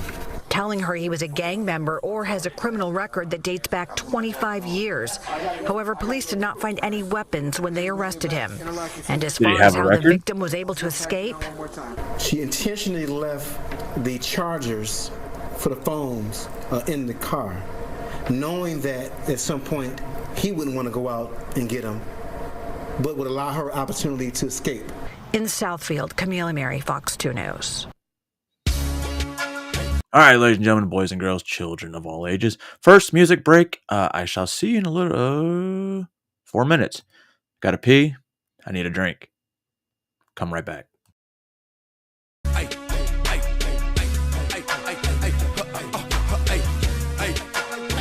I'ma tell y'all sucker ass niggas something. What's up, nigga? Look at here, dog. You might have seen me in the street, but nigga, you don't know me. When you holler, when you speak, remember you don't know me. Save all the hating in the pocket, nigga, you don't know me. When telling niggas you my partner, nigga, you don't know me. Don't be a groupie, keep it moving, nigga, you don't know me. Hey, I ain't tripping, but the truth is really you don't know me. Yeah, you know they call me T.I., but you don't know me. You be hating and I see why, cause you don't know. I think it's time I made a song for niggas who know me. I graduated at the streets, I'm a real OG. I've been trapping, shooting pistols since I stood 4 feet. So all you niggas acting bad, you gon' have to show me. You gon' make me bring this Chevy to a real slow creep. My niggas hanging at the window, mouth full of gold teeth. When the guns start popping, wonder when it's gon' cease. Chopper hit you in the side and create a slow beat. We can end the speculation, cause today we gon' see what's the future of a pussy nigga hating on me. I give a fuck about the feds' investigation on me. I don't care that they at my shows and they winking on me.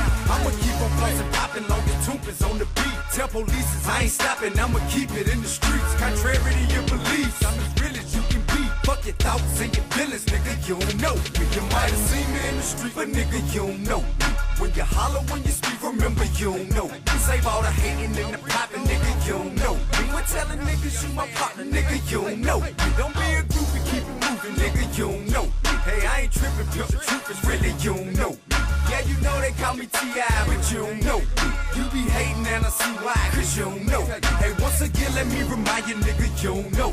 So don't be walking up and asking what's the deal on the key. I don't know if you wearing wise, you could be the police. If I was slanging blow, you couldn't get a hold seat. See me in the PSC falling through at a show deep. Police holding up the dope, cause they know we tote deep. I just wanna rap with C, blowing throat in the fleet. Oh, and playing by the dozen different bitches in a week. I just wanna chill with country and his daddy Freddie G. Falling out at any time, and in the snow and spill a G. Wanna ball in the Bahamas, courtesy of KT. Mac Tony got a mill as well as dollar DP. AK house on the hill, right next to JG. Every week meet at for lunch, restaurant and eat free. Get in, they paid, look Greg and B. That's the only shot we got and getting capped back on the street. You might have seen me in the street, but nigga, you don't know me. When you holler, when you speak, remember you don't know me. Save all the hating and the popping, nigga, you don't know me. When telling niggas you my partner, nigga, you don't know me. Don't be a groupie, keep it moving, nigga, you don't know me. Hey, I ain't tripping, pimp, the truth is really you don't know me. Yeah, you know they call me T.I., but you don't know me. You be hating and I see why, cause you don't know. You see a nigga hating on a G, that's what it's gon' be. What you looking at? Pussy nigga, you don't know me. At the club in the street, so wherever we should meet, it's chopper chopping, pistols popping, nigga, you don't know. You see a nigga hating on a G, that's what it's gon' be. What you looking at? Pussy nigga, you don't know me. At the club in the street, so wherever we should meet, it's chopper chopping, pistols popping, nigga, you don't know. You might have seen me in the street, but nigga, you don't know me. When you holler, when you speak, remember you don't know me. Save all the hating and the popping, nigga, you don't know me. When telling niggas you my partner, nigga, you don't know me. Don't be a groupie, keep it moving, nigga, you don't know me. Hey, I ain't tripping, pimp, the truth is really you don't know me. Yeah, you know they call me T.I., but you don't know me. You be hating and I see why, cause you don't know me. Hey, hey, hey, hey. Grand Hustle film. Urban legend coming soon. The wait is over, homie. All right. Gotta remember, I live in the South. I have lived in the South for a long time, too. All right. So, you know, it's always a fucking good end to the story when somebody who does something wrong to a child, you know, gets executed. But when this person that gets executed killed a child and sexually assaulted a 9-year-old girl back in 2007, maybe would save money by just killing them within a month.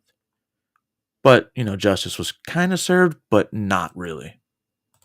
Tonight, Missouri followed through with executing Chris Collings for the rape and murder of a 9-year-old girl in 2007. It is a case that captured national attention. Fox 2's Caroline Petty is outside of the Carnahan Courthouse in downtown St. Louis with the latest. The southwestern town of Stella was rocked by the assault and murder of Rowan Ford back in 2007. Tonight, the man convicted of those crimes against the 9-year-old was executed. Christopher Collings, a 49-year-old Missouri man, was pronounced dead by lethal injection at 6:10 p.m. Tuesday night in Bonne Terre. Collings confessed to kidnapping Rowan, taking the 9-year-old to his camper, assaulting her, and then strangling her with a rope. The child's stepfather, David Spears, had been partying with Collings the night of the attack. Court documents and the clemency petition said Spears also implicated himself in the crimes. A transcript of Spears' statement to police said Spears told officers that Collings handed him a cord and it was Spears who killed Rowan. Court documents also said it was Spears who led authorities to the sinkhole where the child's body was found. Spears was allowed to plead to lesser charges for unknown reasons and was released from prison in 2015. In a statement from Missourians to abolish the death penalty, the organization said in part, "We continue to hold Rowan Ford's family in our hearts, recognizing their immeasurable loss. However, we maintain that executing Chris Collins does not heal this tragedy." Law enforcement officials close to the case feel otherwise. I mean, I believe it's many years too late. This was the most horrendous case I ever worked on in my entire career. Rolling's execution marks the 4th in the state of Missouri for the year, placing the state among the highest in the nation for capital punishment crimes for 2024. Reporting in St. Louis, Caroline Petty, Fox 2. They're highest in the nation because they killed 4? They executed 4 people? Okay. Kind of thought Texas would lead the way on that, or Florida, but I digress. I kind of like the next. So this is a body cam of a father getting arrested for the same shit my dad used to do, but he's probably going to get off the same way my dad did.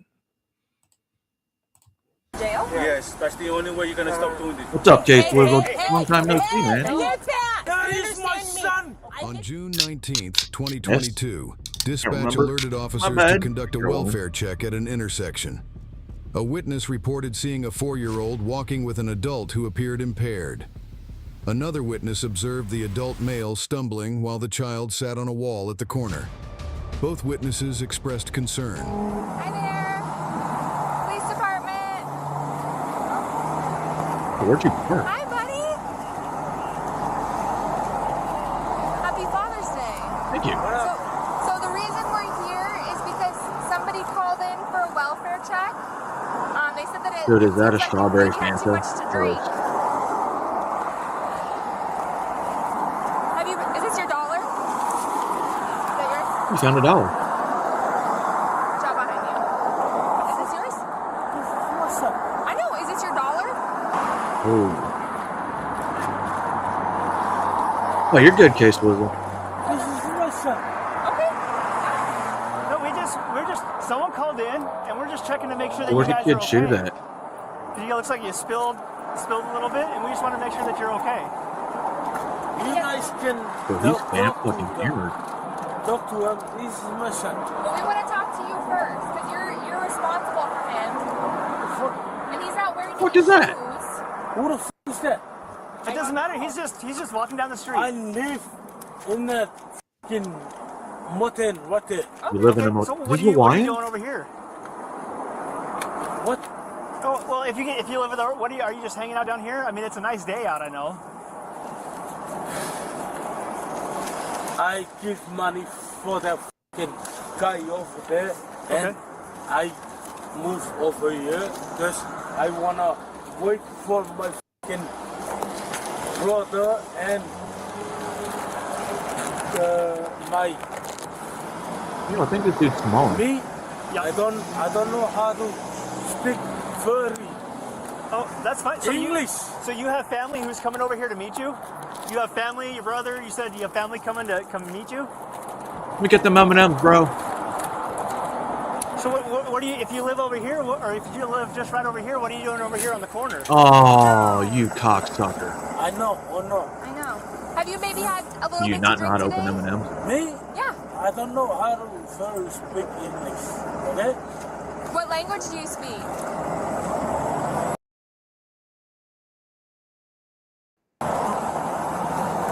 What happened here? Did you spill? Talk to her. Yeah, I will. You guys can take Yeah, I'll talk to him But and you guys this talk is to my them. f***ing son. Hey, No, I understand. Okay. No one's challenging that. No one is saying that he's not your Almond Joy has Guys nuts. like talk to Mounds you dope. guys like I try to. baby. How are you? Someone just called and said they were concerned Yo, we because they said you do looked a that, little bro. unsteady. Someone driving by said you looked a little unsteady. Who? We just wanted to make sure. We don't know that. There was 2 people have had too much to drink. This is my son. Absolutely. Nobody's doubting that. Can we call someone for you? Okay. Yeah, I think that would be a good. Do you have a phone number of a friend or a family member who can come help out and get you home? Yeah, is mom here? Is she down here? That's the fucking Is that a problem. Yeah. I always call them, and they never. Do you live right over here though, right? Can we help just walk you over there? I mean, is that something we can do? We just want to make sure. Pick up your trash, fool. Can I carry you? You got no shoes on. Can I carry you? Come here, sweet pea. How old are you? You're all Rick. wet. How old are you? Very sticky. Whatever. Okay, well, he's just like literally walking away from his kid. So Yeah. we're not gonna. We have to make sure there's an adult who can get this child safe. Well, I mean, he's just literally leaving his kid. Hi, That's baby. crazy.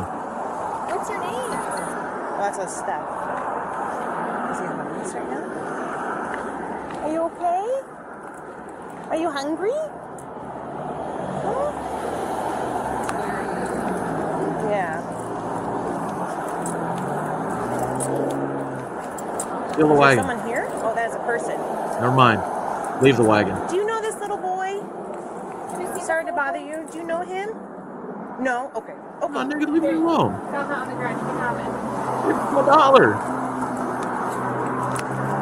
Where do you live right now? Are you still staying in the apartment? What's that hotel? Is there anyone else there, or is it just you at the motel right now? No, me and my brother and my brother-in-law. Okay, so you have family that's here as well. Yeah. Okay. So yeah, we'll just come over here. This is my son right here. Yeah. He's very cute. What's his name? Chosen. Say it again. Chosen. And like, Chosen? how do you say like Chosen? KJ? Oh, okay, right on. He's very Chosen, cute. huh? Very cute. Who called you guys? People driving by. They just thought that you looked like you maybe had a couple drinks this morning, and were a little understeady. I did. You did? I'm sorry. Yeah. How much? Today is my day off. Yeah, Father's Day. I know. Yeah, you gotta relax. You know. Yeah, we are not letting this boy go with him until we have another grown-up. We just wanted to make sure that you were okay, that he was okay, and that you got someone else here who can kind of keep an eye on everybody. So are you guys, which one are Look you at guys that blue in? roof, blue doors. You can go. So do you not have your car key? Your key card? My brother-in-law. My brother-in-law, that the one that have my car key. Yeah. Okay, but you which room are you staying in? Can I see you? Oh. Hell. Do you have any owies? Huh? Look at my Do arm. you have any owies on you? Look at those arms. What happened? You're all Fuck. sticky. Do you know how old you are? Is there somebody in the room that we can knock on the door? No, can you guys just stop the owner? I don't know if they're here. It's Father's Day, so they're probably not here. Can you Oh, okay. Are you the owner of the motel? Yeah. Is this his room? Yeah, it's room. This is his room? Yeah, this room. The next one? Yeah, Is but it's today checking. Today checking. Huh? But this guy, this room number 6. But this stop here. Your brother, where are you going? Huh? Your brother. They go somewhere. Why somewhere? He said they are 12 o'clock here. Huh? Yeah, he's saying at 12 o'clock. I'm trying to wait for them. Do you have a phone number for the brother? Okay, come on. Yeah, we need to. It's okay. Will you stay with him and I'll go with him? How do you think of me? No, I just want to make sure that you're okay. You know, Come on now. Hey, that's what I'm here for, right? Because I'm just trying to make sure that you're okay and that your son's okay and that you're able to get your That room is right. my son. Yes, we know. And I know you care about him a lot. But we just have to make sure that you guys are okay. Oh, you're so big. Is it just him and this kid? His brother's also staying here in a separate room. So. Okay, I want to like keep them separate. Yeah. The kids or He the... does not even know. That's what I'm saying. Is I feel like we should just go take him and put him in a cop car. Your brother runs the hotel? Mine too. I'm gonna take him and just go put him in a This cop. is the okay, yeah, go ahead. Whatever you need to do, Phil. Okay. Yeah, there's a guy here. This is him. Yeah? Yeah. Okay. And then this is his phone number? Yeah. Or Yes, his phone. His phone number? No, this is the brother's. The brother's phone I number. thought you were the brother. What's the problem? He's really drunk, and his kid was just like sitting out there with him on the corner of Pack Highway, and he's sticky. He's not wearing any shoes. He walked away from his kid and just acted like it was no big deal. So, Hi, can you help me out with something real quick? Is that Dutch Can I Bros? just get like some wet paper towel because he's all sticky, and I bet maybe ice, like some water would be awesome. Thank you so much. Thank you. Ooh, this is warm. Let me see you. You're all sticky. What happened? Oh, your Fanta went everywhere. hi, this is Officer Paul. I'm with the Federal Way Police Department. Are you staying at the motel here in Federal Way? Yeah? Okay, well your brother's here and he's very, very intoxicated. We found him down the street with his son. His son is covered in like sticky juice and he's not wearing any shoes. And he's not able to take care of his kid right now. So are you able to come meet with us to take the kid? Yeah, he can't take care of the baby. The baby was found on the corner with no shoes and covered in like pop. You're coming? Okay, meet me over in the Advanced Auto Parts parking lot, okay? Advanced Auto Parts, it's literally right next door. Because your for the car's there? motel. I'll meet you over in the parking lot, okay? Yep, we'll have the boy with us. Yep, thank you, bye-bye. And how you guys gonna think of? Huh? How you guys gonna think of? I think you've had too much to drink. I think you probably need to go. You're covered in like pop. I think you should go take a shower and maybe go to sleep. And I'm okay right now, but I don't know why you guys. Who you guys like? Who call you guys like? Two people have. People just driving by saw you guys on the corner, and they just wanted to make sure that you were okay. Wait. The man walks away, unconcerned about his son. He literally just walked off. Like he started walking north. Yo, That's what I'm saying is, right? Yeah. he doesn't even know his kid's missing? Do you want? Is the brother coming? Yeah, and I figured at that point we would just assess how he is, and if he's not. Yo, what is that on your arm? The officers wait until the man's brothers arrive. What's the real brother? Other brother. Okay. Have either one of you had anything to drink today? No, I don't like drinking. Okay, I'm just asking because he's very intoxicated. He was over here on the sidewalk with your nephew, and he just doesn't. I mean, I don't. Why you guys didn't put him in jail? I'm sorry. You guys need to put him in jail. Put him in jail? Yes, that's the only way you're gonna stop doing this. This is not the first time you do this. I was just gonna ask you. This is a common thing. Yes, always. Okay, where's mom at? Mom ran away. Mom's not involved. Okay. Because of him. Okay. He always fighting with us because of something is nonsense. Because I want you guys to put him in jail forever, not forever. Forever. Yeah. Because he never listened to us. If we say something to him, he never gonna listen to us. I get it. I see you're very upset about it. I understand that. So, when it comes to, because I mean, I get you guys have your own beef, but right, he doesn't have a choice in all this matter. You guys could hypothetically just leave, but our concern is him. So, as far as like, is he the only parent that's involved with this young little boy? And do you guys have the resources to take care of him? Like, if you were to have custody, or Me and my wife are the one who received the boy. do not want to, or do? You do or don't? We want to. You want to? Okay. So sorry. what I'm getting at is that then a case can be made, right? So what we're going to do is we're going to write up a case to CPS as well as charges against your brother for his behavior. You can go to the court and petition to become his sole legal custodians. If he doesn't want anything to do with him, he can sign him over and then you can take custody of him. But you could also look into like getting protection orders, which would protect you guys from him, and that would make it a lot faster because it's DV and he'd get arrested. So I would, if you're serious about it, start looking into, because ultimately today you guys are protecting him, and obviously we always your brother just from his own dad. You know that? Yeah, and that's what I'm saying is like I would genuinely look into, and we'll get your information and note in our report, but start looking into Like the how the process dude's to take wearing a legal medium custodianship shirt. over him, All right. because if he's unfit, he doesn't need to be Yes, ma'am. around I him. Does that understand. make sense? Yes, And I we will support it as much as we can. We'll do our part as much as we can. Okay? 46, we'll take one more if one's available.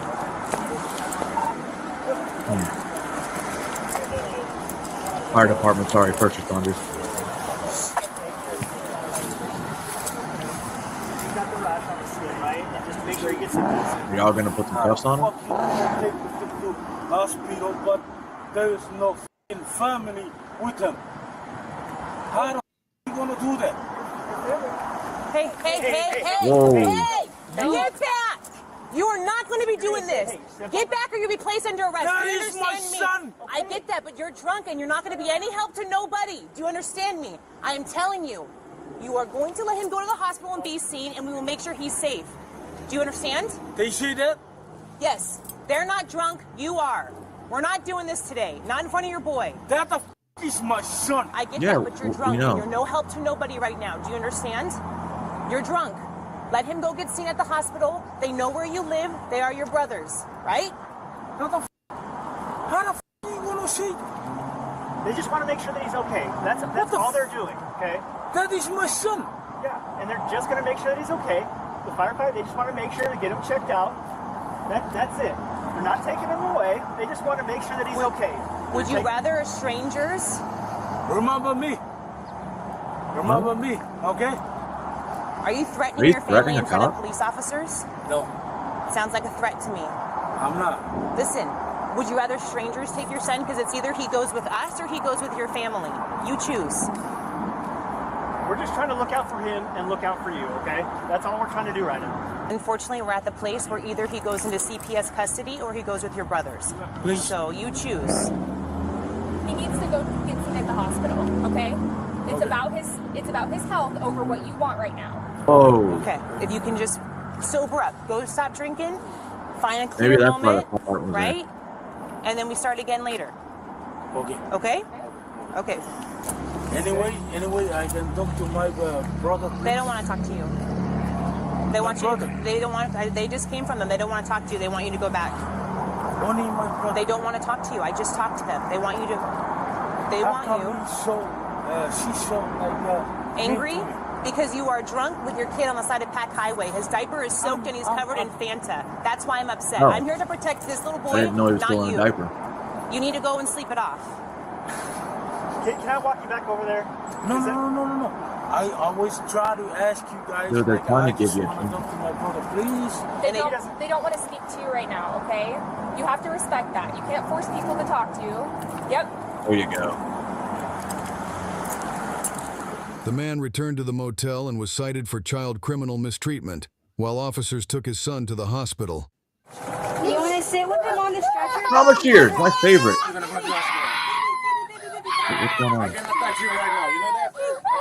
Oh, never mind. Yes, it's a natural fear for kids because they don't like doctors because they think it's pain and it's bad.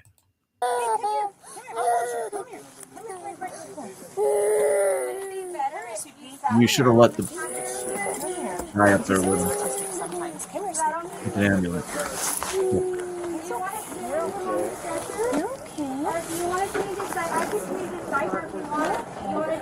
Obviously a non-emergent fucking ambulance.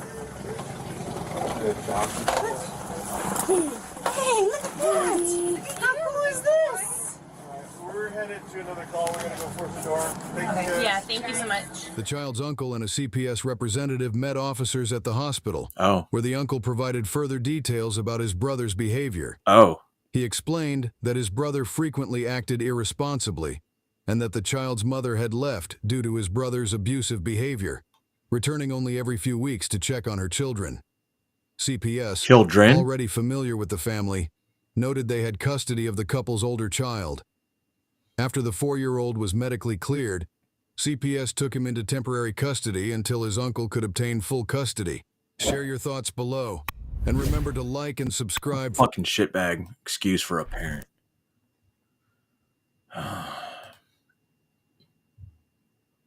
Fucking clowns, man. I'm telling you.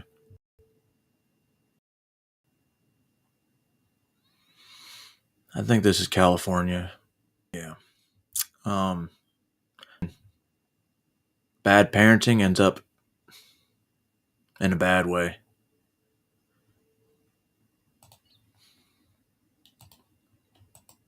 Olivia Kelly Gant was born in Pasadena, Texas on June 21st, 2010 to parents Kelly and Jeff Gant.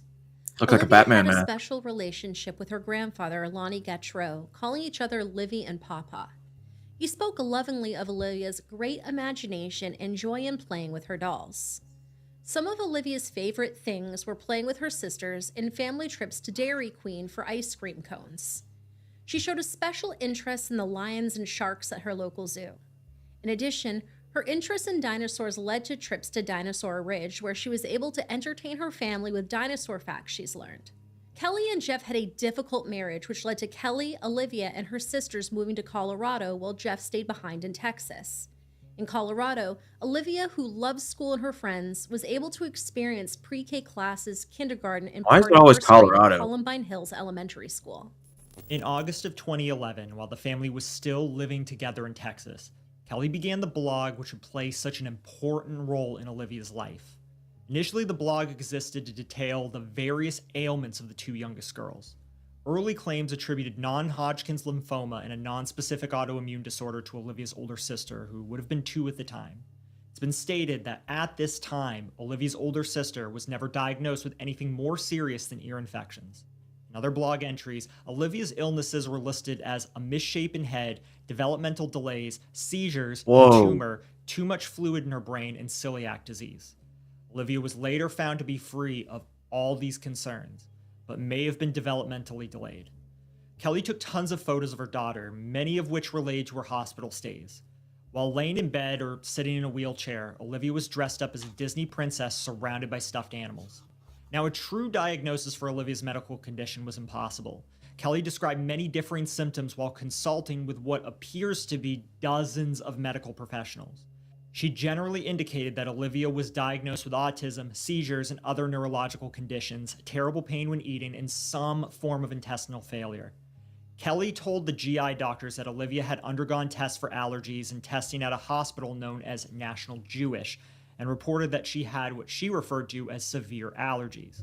Did they do an allergy test? These allergies were reported as being to peanuts, tree nuts, chocolate, milk protein, and cats. However, Kelly reported that since Olivia was autistic, they never really knew if she just didn't like the color of something or if she was really allergic to it. It should be noted that Olivia was never diagnosed with autism. Most of the information available regarding Olivia's extensive medical history comes from the indictment of Kelly Turner. Over 5 years, the little girl had at least 25 surgeries and revisions. God She spent damn. weeks in the hospital in total. Olivia's medical journey began in 2012 when she was taken to the Children's Hospital to seek help with a bout of constipation. Dr. Kara Mack performed a successful procedure in which hardened fecal matter was removed from Olivia's intestines. Impactment. But Okay. Kelly was soon back in the hospital seeking treatment for her daughter's supposed inability to consume and digest food. Are you giving her water? Around this time, Kelly's blog called Prayers for Olivia began to detail the fictitious story that she was building around her little girl. An autistic child with an inoperable malformation, a tumor. Several of Olivia's doctors were interviewed while building the case against Kelly, and the retrospective is a chilling tale of compliant doctors and a mother with an incomprehensible and distinctly unmaternal agenda. Over the next handful of months, several ER visits build a history of a little girl who was in constant pain with persistent intestinal concerns. She was hospitalized again, but her next surgery was scheduled for November of 2014. Kelly described the procedure as a beliostomy. Have they done specifically any when the doctors pull toxicology part of the tests? small intestine out of the body, so waste can be passed in a more efficient fashion for the body. This procedure is actually called an ileostomy. It was reported to help with Olivia's constipation, but Kelly continued to complain of issues with eating, resulting in a feeding tube. In her blog, Kelly described Olivia's intestines as protruding out. It looks like a hot dog. Kelly began to solicit money with the plea, help this sweet little girl with all the hospital bills she is incurring. In July of 2015, she began to post to her blog about Olivia's terminal illness, despite the fact that there was never any form of diagnosis to that effect. Princess Olivia, we need you to respond to a dumpster fire. She is a ball of fire. Today, her wish came true to become a firefighter. She's in intestinal failure, and we don't know how much longer she has. And so we made a bucket list, and one of her things was to become a firefighter. See how far we can get it to go? When we found out that she wanted to do this, we were very thrilled to be able to help out. I mean, I don't even have words to describe how I feel. It's just a bunch of ball of emotion. Right. We moved here from Texas a few years ago to seek out treatment. Her intestines just shut down one at a time. And we knew that Olivia lived in Littleton's fire district. Since Littleton and South Metro train together and respond to emergencies together, it only made sense that we could come together on this and both show her a great time. Way to go, Olivia! So here's my bucket list. She wanted to do this. I didn't know that it would come true. Be a fireman. We got to do that, so they have to check it out. Thanks for being a great boss. Awesome. I was resting for a while so I can feel good. The outpouring of support that our little community has given, you just can never repay that. Good job. Yeah, there we go. We just take it one day at a time, and we're thankful for what we have.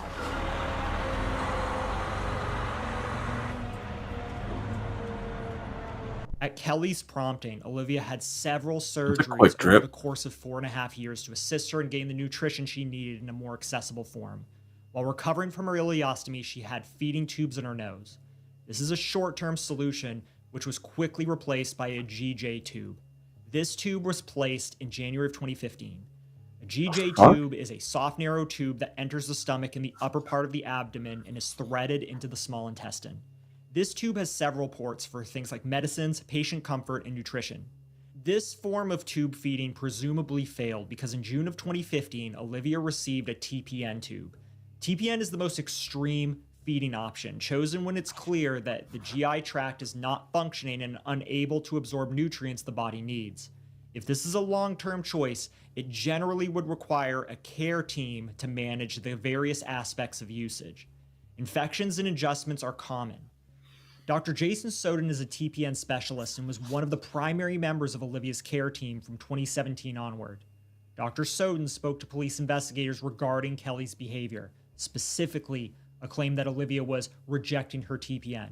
Now, according to him, this is not something that happens. Yeah. Dr. Soden advocated for Olivia trying to have her dependency on intravenous nutrition reduced, but Kelly pushed back on him, claiming, "We've already tried that." Olivia underwent occupational therapy with therapist Jackie Kammerer in June of 2015, resulting in improved ability to eat. Okay. Ms. Kammerer specialized in children who need to work on eating normally. In discharge, Olivia had graduated to age-appropriate foods, had no problem swallowing or tolerating food by mouth. Unfortunately for Olivia, normal eating habits wouldn't get Kelly attention or donations, so she didn't continue practicing feeding her daughter normal foods. On March 24th, 2017, Kelly Turner began her final assault on Olivia's life. Given the high doses of potent narcotics that Olivia was on for pain relief, she could have had an episode of breathing concerns or cardiac distress. This can be treated quickly and simply with a dose of Narcan and adjustments to the dosage of painkillers. However, Kelly requested that Narcan not be administered. Kelly went one step further at this point, talking to the doctor. Okay. I get it. Mom has a say. But when Narcan is used as a life-saving intervention, you have to use it. About a do not resuscitate or DNR. Oh, never mind. According to Dr. Soden, Kelly pressed the issue that Olivia's quality of life was poor and it was impacted by her pain, dependency in TPN, and inability to sustain feeding. As a result, Dr. Soden signed the DNR. Oh, shit. An interview with Olivia's pediatric surgeon, Dr. Beeler, sheds further light on Kelly's personality and goals. He was familiar with the family, having been the one to perform Olivia's G-tube, ileostomy, and central line surgeries. As a specialist, he received this referral from her primary care physician due to Olivia's reported constipation problem, dysmotility, and her status as a challenging diagnosis. Most tellingly, he described Kelly to the investigators as a high-maintenance mother and said that she was not afraid of surgery. Another interview was conducted with Dr. Robert Kramer, Olivia's original pediatric gastroenterologist. He described Olivia's outgoing personality and said that he was shocked by her death. His observation was that Olivia was not a terminal patient. Further information was obtained from Dr. Seth Eisdorfer, who is the director of the Chronic Pain Clinic at Children's Hospital. He was the treating physician for the pain Kelly reported Olivia was having. He told investigators of the arguing physician for the pain... If you're still watching, Who does this guy look like? Look at his face. Huh? Huh? Come on, you guys know. He's got his own network. Kelly reported Olivia was having.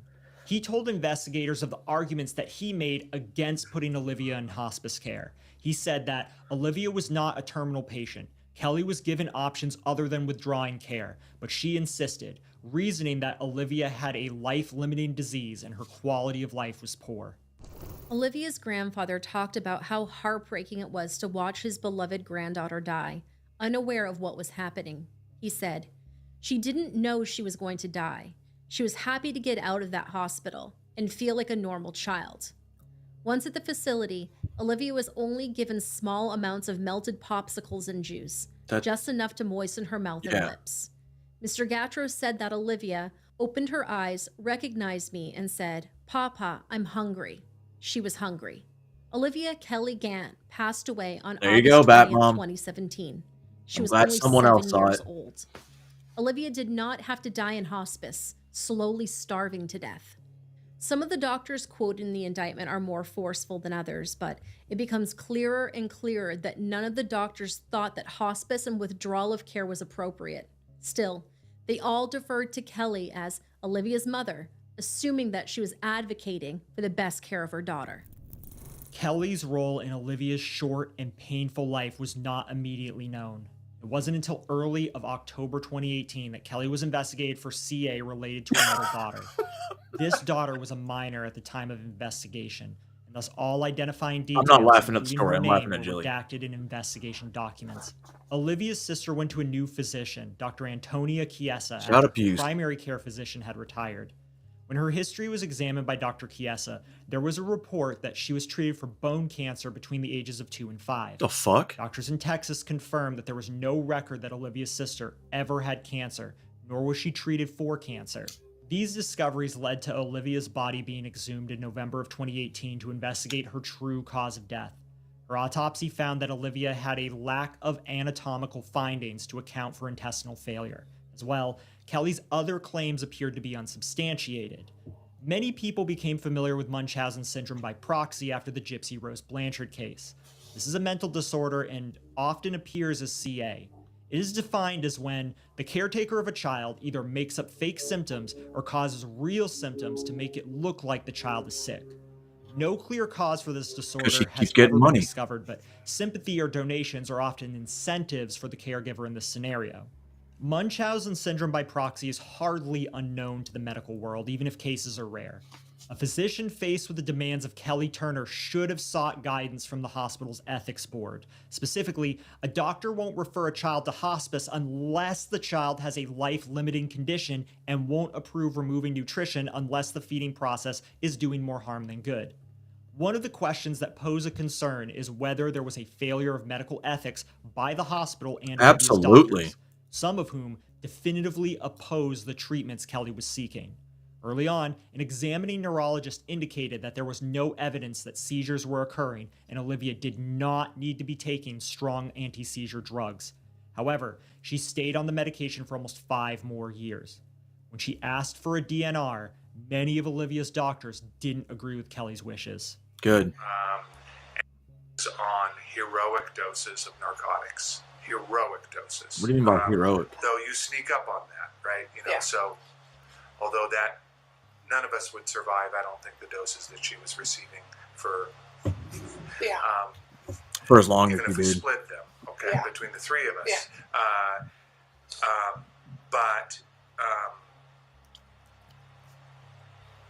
But that was a scenario where I was really taken aback, and I'm saying, well, all right, well, this girl stood up on the gurney and gave me a hug, if I remember correctly, in the ER at the time of the mission, and I'm saying, okay, well, where does the DNR come from, and who does not have a quality of life, and all of this piece, and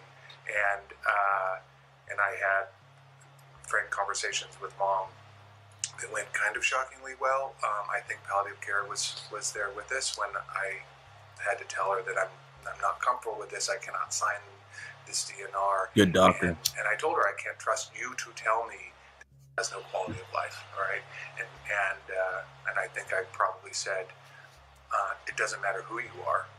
I'm not going to trust you to be the only voice for and tell me that that he doesn't deserve everything that we would offer for another child here. And we also talked about, well, what do you do in this scenario? Okay, and there were some meetings, and I called an ethics consult, and had meetings with palliative care, and then eventually with a colleague who took over her care, because I just wasn't comfortable with that scenario. And in those conversations, we talked about, well, what do you do with this, right? Where you don't know. And I was clear about, all right, I don't know. Intestinal failure has dysmotility or not. Who did the there is no autopsy? test I could do to do that other than to challenge this. And we had conversations that I don't even remember who was involved in which ones, but about, well, okay, you hospitalize her. Well, if you hospitalize and a parent, Kelly or otherwise, is in that room at all, okay, well, that's not going to be a very good test, right? So what, do you remove and do you put another placement? And wow, that's an enormous step. I think the last admission, there was close to, despite the many hours that day, there really was no substantial discussion about signs or symptoms there. It was really all about, okay, we have a DNR. This is a horrible situation in my mind, and I don't think we should have a DNR. And I can't find anyone who could tell me why. So what the fuck was he doing? Going with subjective findings instead of objective? You can't believe everything a fucking patient or parent tells you. That's why you do the fucking exam. Hence, objective. Sorry, that's subjective, objective, assessment, plan. That's my bad. Why we should have a DNR. And I sought out people who, and that was the focus of the last admission. And in the end, I remain very, very uncomfortable with the situation and care. I mean, I've never been in a situation where I refuse somebody's care. I've never heard of that before.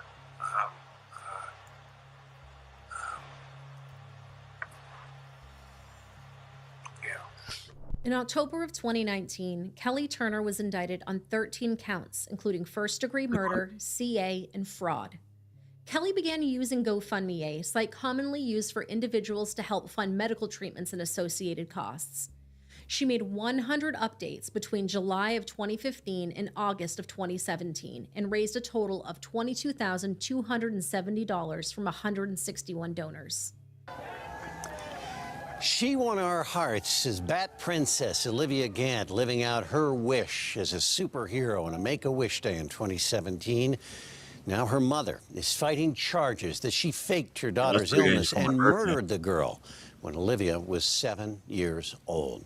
I'm Alan Janae. That woman, Kelly Turner, was in court this morning where a judge reduced her bond. Picture looks familiar. Her attorneys came out firing, say they have doctors ready to dispute the prosecution's case. Our Rick Salinger is covering Colorado First and joins us from the Douglas County Justice Center. And Rick, this is a very emotional case.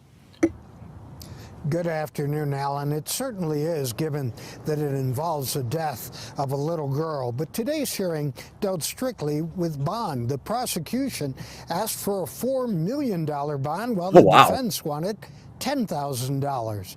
The judge settled at a $250,000 bond. Kelly Turner has been held for 93 days without any bond at all. Now at least she has a chance to get out.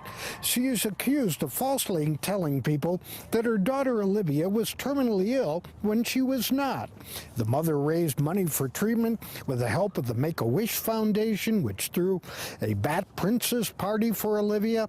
Police and fire departments granted her wishes. Kelly Turner had a friend from Texas who came all the way away from there and said that Turner was not truthful. Oh. I don't think she has. I think she's just mentally ill. You can't believe anything she said. Everything that she has said to us is nothing what's the truth we have found out since this has happened.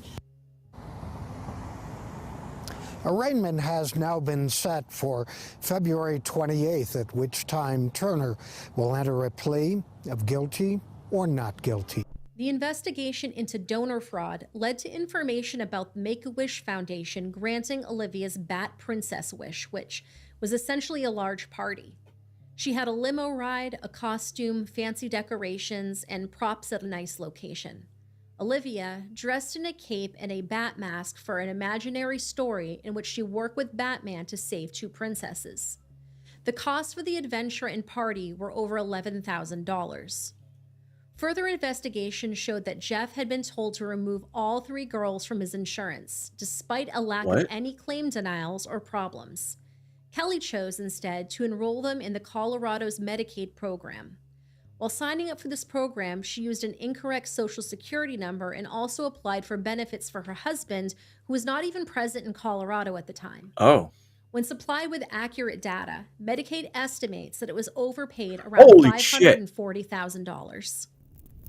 In addition, Kelly solicited donations from several individuals to proactively assist with Olivia's funeral expenses. The local Colorado real estate industry supported a foundation called Professional Miracles Foundation, specifically for families with extremely ill children. Mike Duggan, a local realtor, personally gave Kelly a check for $3,000, which was deposited in her account in mid-August. The Heffelbauer Funeral Home and Seven Stone Cemetery both reported that they never received any payment from Kelly. Huh? Faced with 13 counts, including first-degree murder, CA, and fraud, Kelly decided to cut a deal with the prosecution. As part of the arrangement, Kelly pled guilty to negligent CA causing death, theft, and charitable fraud in January of 2022. As a result, she was sentenced to a total of just 16 years behind bars. No, fuck that. To this day, Kelly Turner still maintains her innocence. Olivia was... Fuck that bitch. All right. Let's see what I want to do.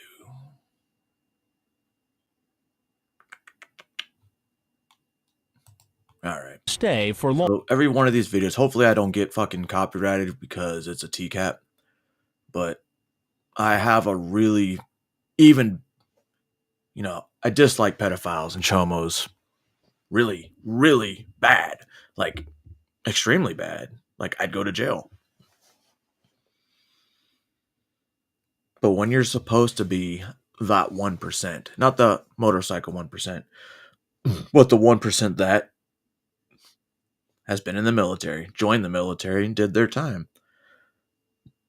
Now, if you're a service member or veteran, whatever the fuck you are, and you want to diddle little kids, it should be an automatic firing squad with me and only me, because I know I'm the one that shot you and I'm not going to have dreams about it.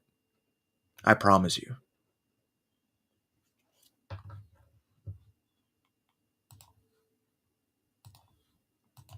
Joseph Louis Roisman took a bus, a cab, and here he is. This man traveled more than 5 hours to visit a girl he's never met before, at least not in person. He started chatting online with her just last night. Then he took a bus and a cab to get here. He thinks the girl he's meeting is 13. So glad you made it. Have a seat. I made some frozen lemonade. Very cool. Yeah, you like lemonade? I do. He was really talking to a decoy from the online watchdog group Perverted Justice. He's Joseph Roisman, a military man currently enlisted in the Navy. Online, the 21... Active duty piece of shit. Now, the great thing about the military justice system is, since he was caught 5 hours away, trying to meet up with a minor, he can be charged, and he will be charged in that state. And when he's done with that, the whole court case is done, his punishment and all that stuff, guess what? United States Code of Military Justice does not believe in double jeopardy, and he will be either bad conduct discharged, as well as serving some time, or he can be in jail for a lot longer, because we kind of don't like chomos, Except for maybe that one from Colorado. 1-year-old, calling himself Joseph Roisman 2000, tells the decoy he's completely shaved in his private area, asking in graphic detail what girl wants to give oral sex when a man isn't shaved. The decoy says, "I know I don't," and he responds, "Well, you won't have to worry then." Guess what? I want to change my suit. Does that sound good to you? That really sounds good. I don't have a suit though. That's okay. You don't really need one. Good deal. Yeah, jump in. It's really warm. I turned it on a couple hours ago. Sweet. As he starts taking off his clothes, he goes in search of the decoy. Instead, he finds me. Keep your hands on your pockets for me. Okay. Now I want you to go sit down. Why you over still on the other side of the bar, bro? Right in that stool. In a bag, fool. Have a seat. Good. You can put your shirt on. What was your plan? I don't know. Talk. Be friends. Yeah. As long as we're friends, that's fine. As long as I don't, cross that line. Bro. But you talked about having sex with her in the chat. We did discuss oral sex, but I want to wrestle you so freaking bad. Wrestle me. I'd let you in just so I could feel you on top of me. Blanket, I want to see you so bad. Honest mistake? Honest mistake. Oh. Yes, my first time doing this. Okay. First time. First time. If she would have let you, you would have had sex with the girl. With her, no. Do you know that it's illegal to solicit someone who's underage? I wouldn't have sex with her, no. I paid for a bus and a taxi because I live 5 hours away. Nobody drives 5 hours for some pussy and then claims I wasn't going to do anything. I mean, if they were adults. Tell you what, I've never driven more than 5 hours unless I knew, which was always guaranteed. Online for sex. Yes. But it seems as though that is what you did here. I mean, you could see how someone would draw that conclusion. Yes. Okay. Well, there's something you got to know, and that is I'm Chris Hansen with Dateline NBC, and we're doing a story on adults who try to meet teens online for sex. No, there's nothing else for me to say. Yeah, you're right. Thank you very much. At least get some lemonade before you leave. was 13 when you first started talking to her? Yes. Did you guys talk about the possibility of her giving him whenever you were talking to her on the internet? I mentioned oral sex, yes. Which would lead a reasonable person to believe that might have been in the back of your mind, thinking about it. Oh, yeah, it was definitely in the back of my mind. With a fork. So what had prevented that from happening if there hadn't been someone there to intervene? Self-control. Herpes. He tells the officer several times that he would not have done anything. Self-control. If you had self-control, you wouldn't travel 5 hours on bus and a taxi to meet a 13-year-old girl. Self-control would have said, "Oh, this bitch is 13, block." That's self-control. Anything sexual with a 13-year-old, but finally he admits. Yes, I would have liked to. Yes. Nothing more. Come on in.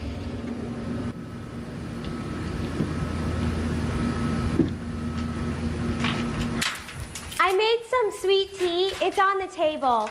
I just gotta put this stuff in the washer real quick. In Georgia. Yo, I don't understand how these guys.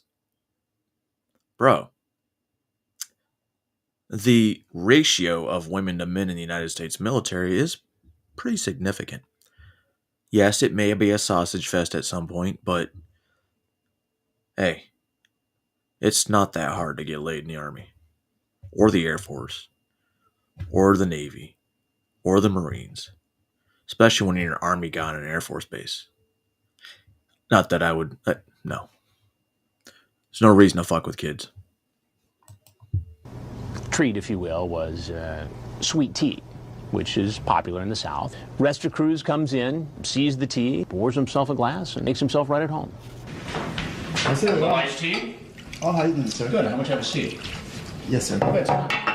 Hey, Dragon Lady. Well, who are you here to see? I was going to meet her. That's it. Meet who? Your daughter. My daughter? Yes. What makes you think it's my daughter? I was just... Sorry, I was a little late reading your comment. Why? I'm going to tell you why. because they're absolute pussies and they like to be in control and be able to overpower a child because the child will be more subservient in theory because you're a bigger, older man and like, you know, it is what it is. Why can't you go after adults? You're in the military. Wrong, sir. Rusty Cruz makes it clear online that he knows what he's doing is wrong. He even tells the decoy not to tell her parents about their meeting because, in his words, it could be considered statutory rape. So you ever been with an old guy before? No, I need you to stay in the chair, please. Just please. No stupid Trenton Pack. I'm just sit down, please. Please, sir. I'm divorced. I just divorced yesterday. You're divorced. Yes. Right, and you have children? Yes. I love you. And how old are your children? 3. Drive safe. How old? 3. 3. Did you give Mika the 35? Okay. Please, why don't you just have a seat in the chair? When I get there, I know the first thing that I will want to do is take a shower so we can take the shower together. I will undress you and you will undress me. Please, sir. For a virgin to have sex, it hurts, so it's better if I put some extra lubricant. Sir, please. I'm leaving. I don't know bother you no more. Please. I wasn't going to do this, I swear. I was going to tell her that I cannot do it. Pick your head That's up. not consistent with what's here, page after page after page. Now, you're in the military. Yes, sir. And you've been to Iraq? Yes, sir. When you joined the military, you were expected to uphold a certain level of behavior. Yes, sir. You're an I ambassador. will do it from now on, sir. I swear. Why should I believe that? During my talk with him, Rusty Cruz actually gets down on his knees. And I didn't think about it at the time, but looking at the tape, it was almost as if he was getting into the POW position. And this was a military guy who had served in Iraq. So it made sense that, you know, when in trouble, you revert to this position. And I honestly think that's what he was not doing. what you're supposed to do. I promise you, with my life. You're talking about taking her virginity. You talk about how sex can leave a nasty mess. You know, the experts would suggest that when somebody does something like this, it's not their first time. It's the first time, sir. I swear, it's the first time. Do you ever watch television? Yes, sir. Do you ever watch Dateline NBC? Yeah, about the cops and everything, I know. You ever see the Catch a Predator show? Yes, I'm not a predator, sir. I'm Chris Hansen with Dateline NBC, and we're doing a story. Now, if there's anything else you'd like to say, sir, please. You'd like to hear it. Otherwise, you're free to walk right out of this house. No, sir, can I go? You just said yeah. Yes, absolutely. Please don't put this in TV. Don't put this in TV, please. No decisions have been made yet. Please. I swear I will never do this again. Okay, I'm going to have to ask you to leave now. Get the fuck up, bitch. Take your punishment.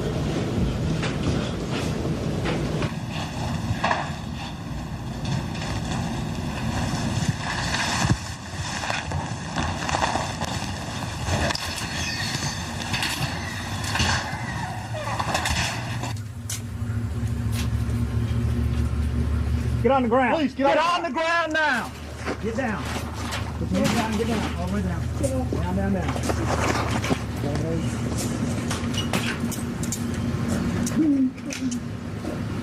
Keep crying, fucker.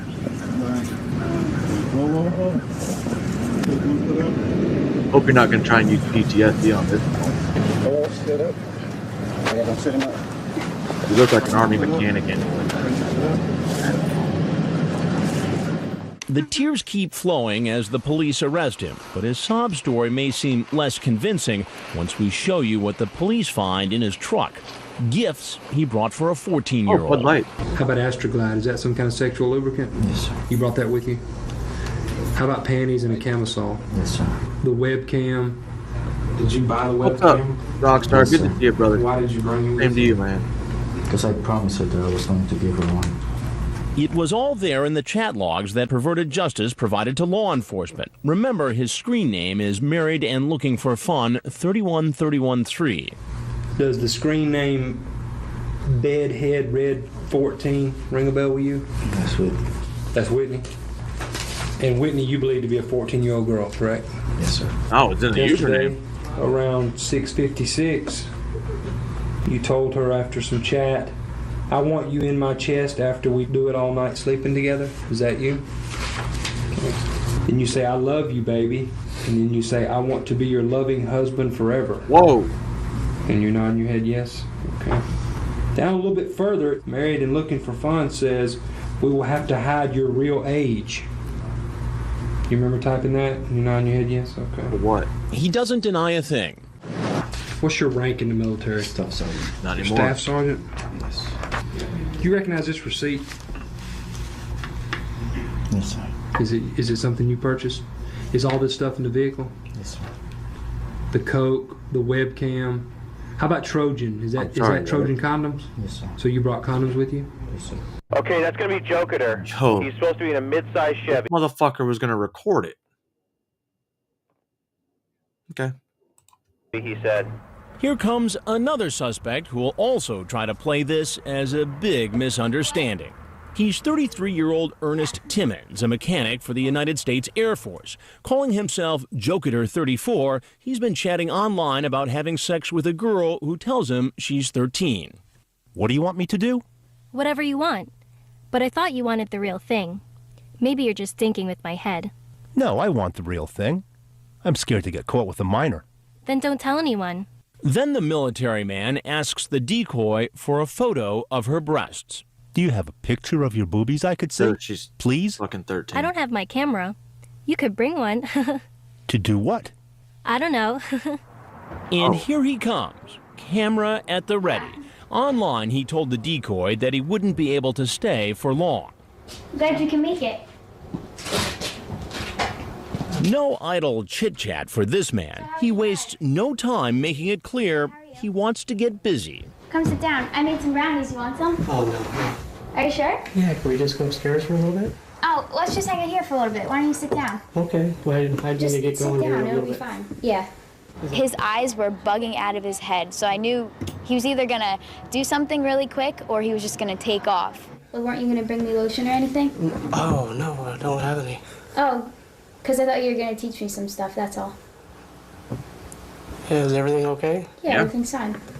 Yeah, actually, everything is just fine, but I need you to have a seat right there, friend. Yes, sir. Put the camera down. Just have a seat, please. Have a seat. Now watch how fast his story changes. From a man appearing eager to take photos of our decoy to a mere victim of circumstance. Sir, my friend told me to come here to bring the camera and... Oh, your friend told you to come here? Yes, sir. And who's your friend? A guy named Kevin. Kevin. And what's Kevin's last name? Kevin Storbo. I don't know. How long have you known this friend, Kevin? We just met on the base. So you're going to come in, and you have your camera ready, and you say to the girl who you think is 13, or your friend thinks is 13, I that don't you want to know run exactly. you want to run upstairs because you only have a little bit of time. Do you see why this does not make sense? Yes, sir. I perfectly. Why do you think I'm just as stunned as you are? Well, you're stunned because you got caught. That's why you're stunned. Because I think you're telling a big fat lie to me right now. I'm not telling you lies, sir. It doesn't make sense. I know. As the Air Force mechanic sweats profusely, he reveals he's about to be deployed to Iraq.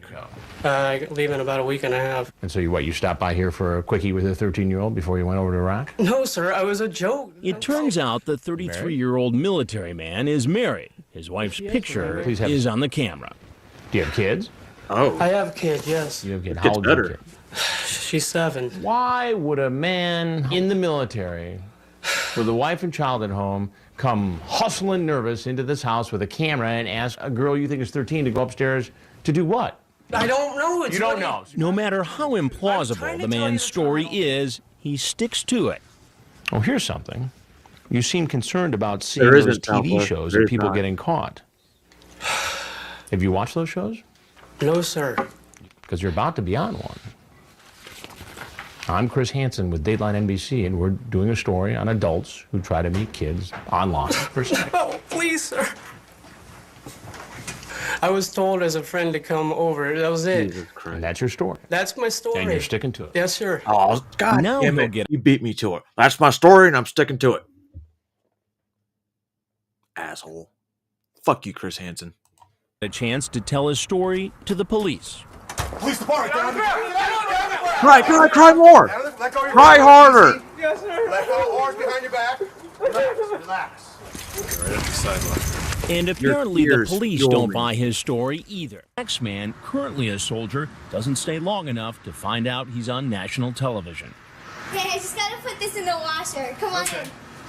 He's 27-year-old Marshall Gertman, a first lieutenant in the National Oh. Guard who served a year in Iraq. He's been chatting with a decoy posing as a 15. Lieutenant in the National Guard. Maybe if he's Pete Hegseth. But this guy? Nah. Beat his face in. Beat his face in. 15-year-old. Using the screen name High Excitement, he sends the girl a link for her to view pornographic pictures and asks her, "What do you think?" And then asks, "Do you like it?" Later, he makes plans to come over and go skinny dipping. Hey, just have a seat. If I don't put this stuff in right away, it gets all wrinkled. Okay. You can just take a seat. I'll be right there. I take laundry. As he's walking in, he seems to spot our crew. He's leaving. And takes off. Sheriff's office, get your hands up. Get on the ground. Get on the ground now. Yes, sir. Do not move. While he never tells us his side of the story, as we'll hear later, he speaks at length to investigators. I mean, you brought up the fact of going skinny dipping in the swimming pool. With a 15-year-old girl. Oh. So, This other soldier's memory isn't as clear. Remember First Lieutenant Marshall Gertman? He made plans to meet a girl he thought was 15. honestly, I couldn't remember her age. She only told me that one time. I knew she was probably underage just by the way we were talking. Bad judgment call to keep talking to her. Well, you know, first lieutenants don't make bad judgment calls. College educated. Not always. But he insists he had no plans for sex with the young Honestly, teen. no, I would never let myself do that. What, you let yourself internet chat with a 15-year-old? Yes, sir. And you You showed let up. yourself come over to a house where there was only a 15-year-old in it? Yes, sir, I know. And you expect me to believe that you didn't expect to get laid while you were here? Sir, no, I don't expect you to believe it, no. But knowing myself, no, I wouldn't I don't believe it. let it go that far to that extent, sir. He did allow himself to send a girl he thought was underage a link to a pornographic website. You So dumb you provided motherfucker. a 15-year-old child with a pornographic website that she could go to. Yes, sir. Why would you do that? I don't really have a good explanation of why. What's really sad, Marshall, is this could cost you a military career. I hope it I does. know that, sir. He's taken away and processed like all the other men caught in our investigation.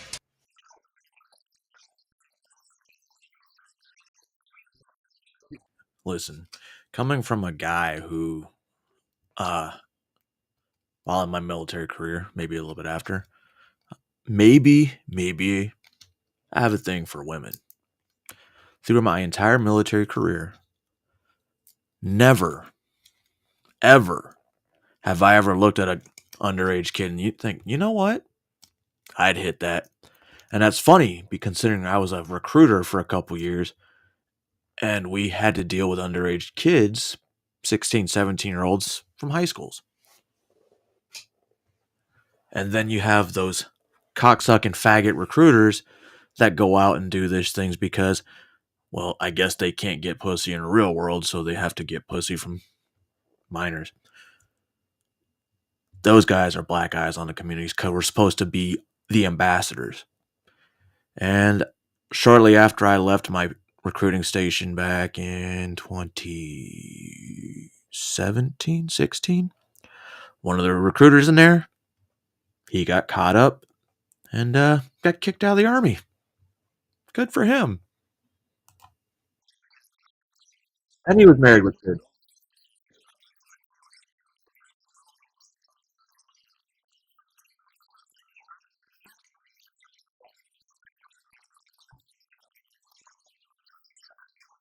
Marine. Whoa! A lieutenant colonel, retired, probably, I'm assuming, that worked for the military-industrial complex.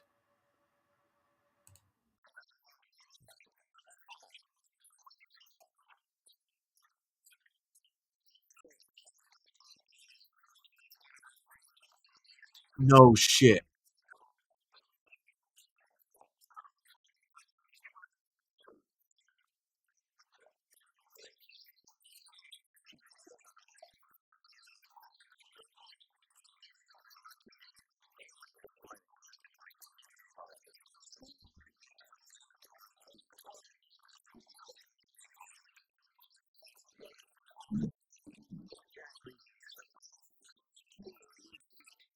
What?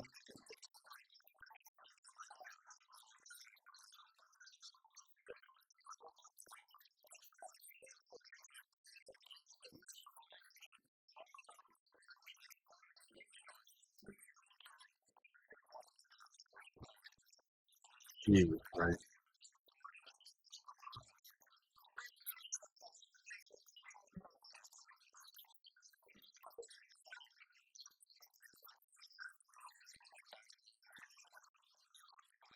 Jesus Christ.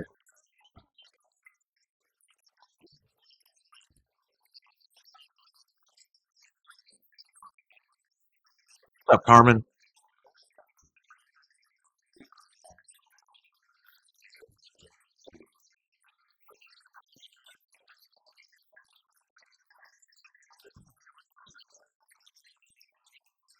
What did he get?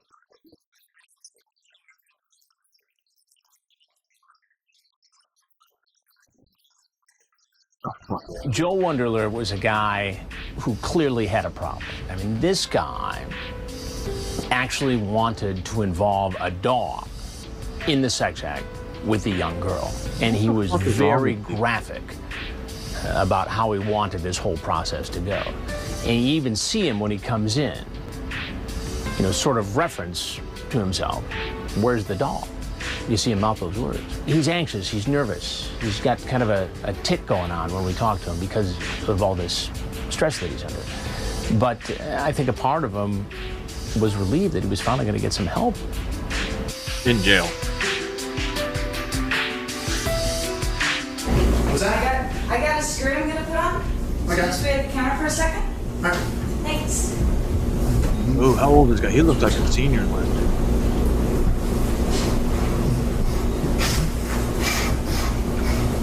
Well, you shouldn't be allowed out of jail, period. How you doing? Why don't you have a seat right around the stool? I'm just. Go ahead, just have a seat. You here to fix the water? What's happening? How much? What are you here for? Just come to talk to him. Come to talk to who? That's it. Oh, I was coming to fix the thing. What's that? You seem a little nervous. Yeah, I mean, why are you so nervous? I used to fix dryers for people. You know, some people. I just get nervous. I was just coming to talk to somebody, that's all. Talk to who? I was coming to talk to Aaron. Aaron. Yes. And why were you going to talk to Aaron?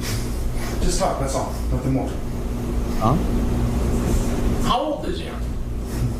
She didn't tell me. Try again. I saw 14, but she, I mean. You saw 14. Try one more time. 14. Just keep your hands out of your pockets for now. You might want to sit down. So you thought it was okay to come here to see a 14-year-old girl live? No, I didn't. You talk about hair in personal places. Then you say, and there was just something. Watch your hand. I want to see your hand. Sorry. And you say there was just something about a teen body. Then you say, so are you a thong kind of girl? Dude. My mom won't let me have them. That's, I expect you would look awesome in it. I know what was in there, and I was talking. I mean, we were talking. That was it. I wasn't planning on doing that. Oh, okay. You weren't planning on doing it. Just There's conversation. a lot of talk here. Would you ever try anal? Ouch, that sounded like it could hurt. Oh, you're just talking. Yeah, to be very gentle with that. Quite a Romeo. Right? I'm a lonely guy. What can I say? You only got to be gentle for like a minute. This gets pretty freaky here. Listen, I have had a problem with an internet addiction talking to females. I've never done anything with the females that I've talked to. I just talk, that's it. I've never done anything. I'm trying to get help with it. What are you doing to get help? Seeing a psychiatrist right now. Huh? Well, it doesn't look like it's working too well based upon all that. I just started talking to him. Wunderler tries to tell me that while he recognizes he's got an addiction, perhaps a compulsion, it's limited to chat. But he you would showed never up. actually do these things in person. But he's so specific in the chat. He is very graphic in the details of what he wants this girl to do with the dog and then what he's going to do to the girl. And if it was all just talk, then, what was he doing sitting in our kitchen? You talk about sex acts with a dog. It's one of the reasons why I'm trying to get help, because I've gotten into fetishes that I know aren't right, and I'm trying to cut all that. I really am. I have a psychiatrist I'm seeing now. It was just talk, that's all. There's a lot of talk here. I mean, how can you talk this way to a 14-year-old girl? That's why I'm getting help. I have a problem. I guess you're going to tell me next that this is the very first time you've done something like this. Actually, it is. He's making a weird sound. I'm serious. How do you expect me to believe that? I hear that all the time. I know you do. I know you do. And I mean, I know what you guys are doing, and I understand, and I see where you guys are coming from. It sounds like what you're saying is, okay, 14-year-old girl, it's okay to have sex with me. In fact, I've done it before. I was just talking. That was it. How old are you? 28. 28. And you think it's appropriate to visit a 14-year-old girl home alone? Why? Even if you were just visiting to talk. Look at the voice tonight. I honestly didn't. How do you think a 14-year-old girl's parent would feel about that? Infuriated. I know I would if I was a parent. Yet you did it. I was just talking. I wasn't gonna do nothing.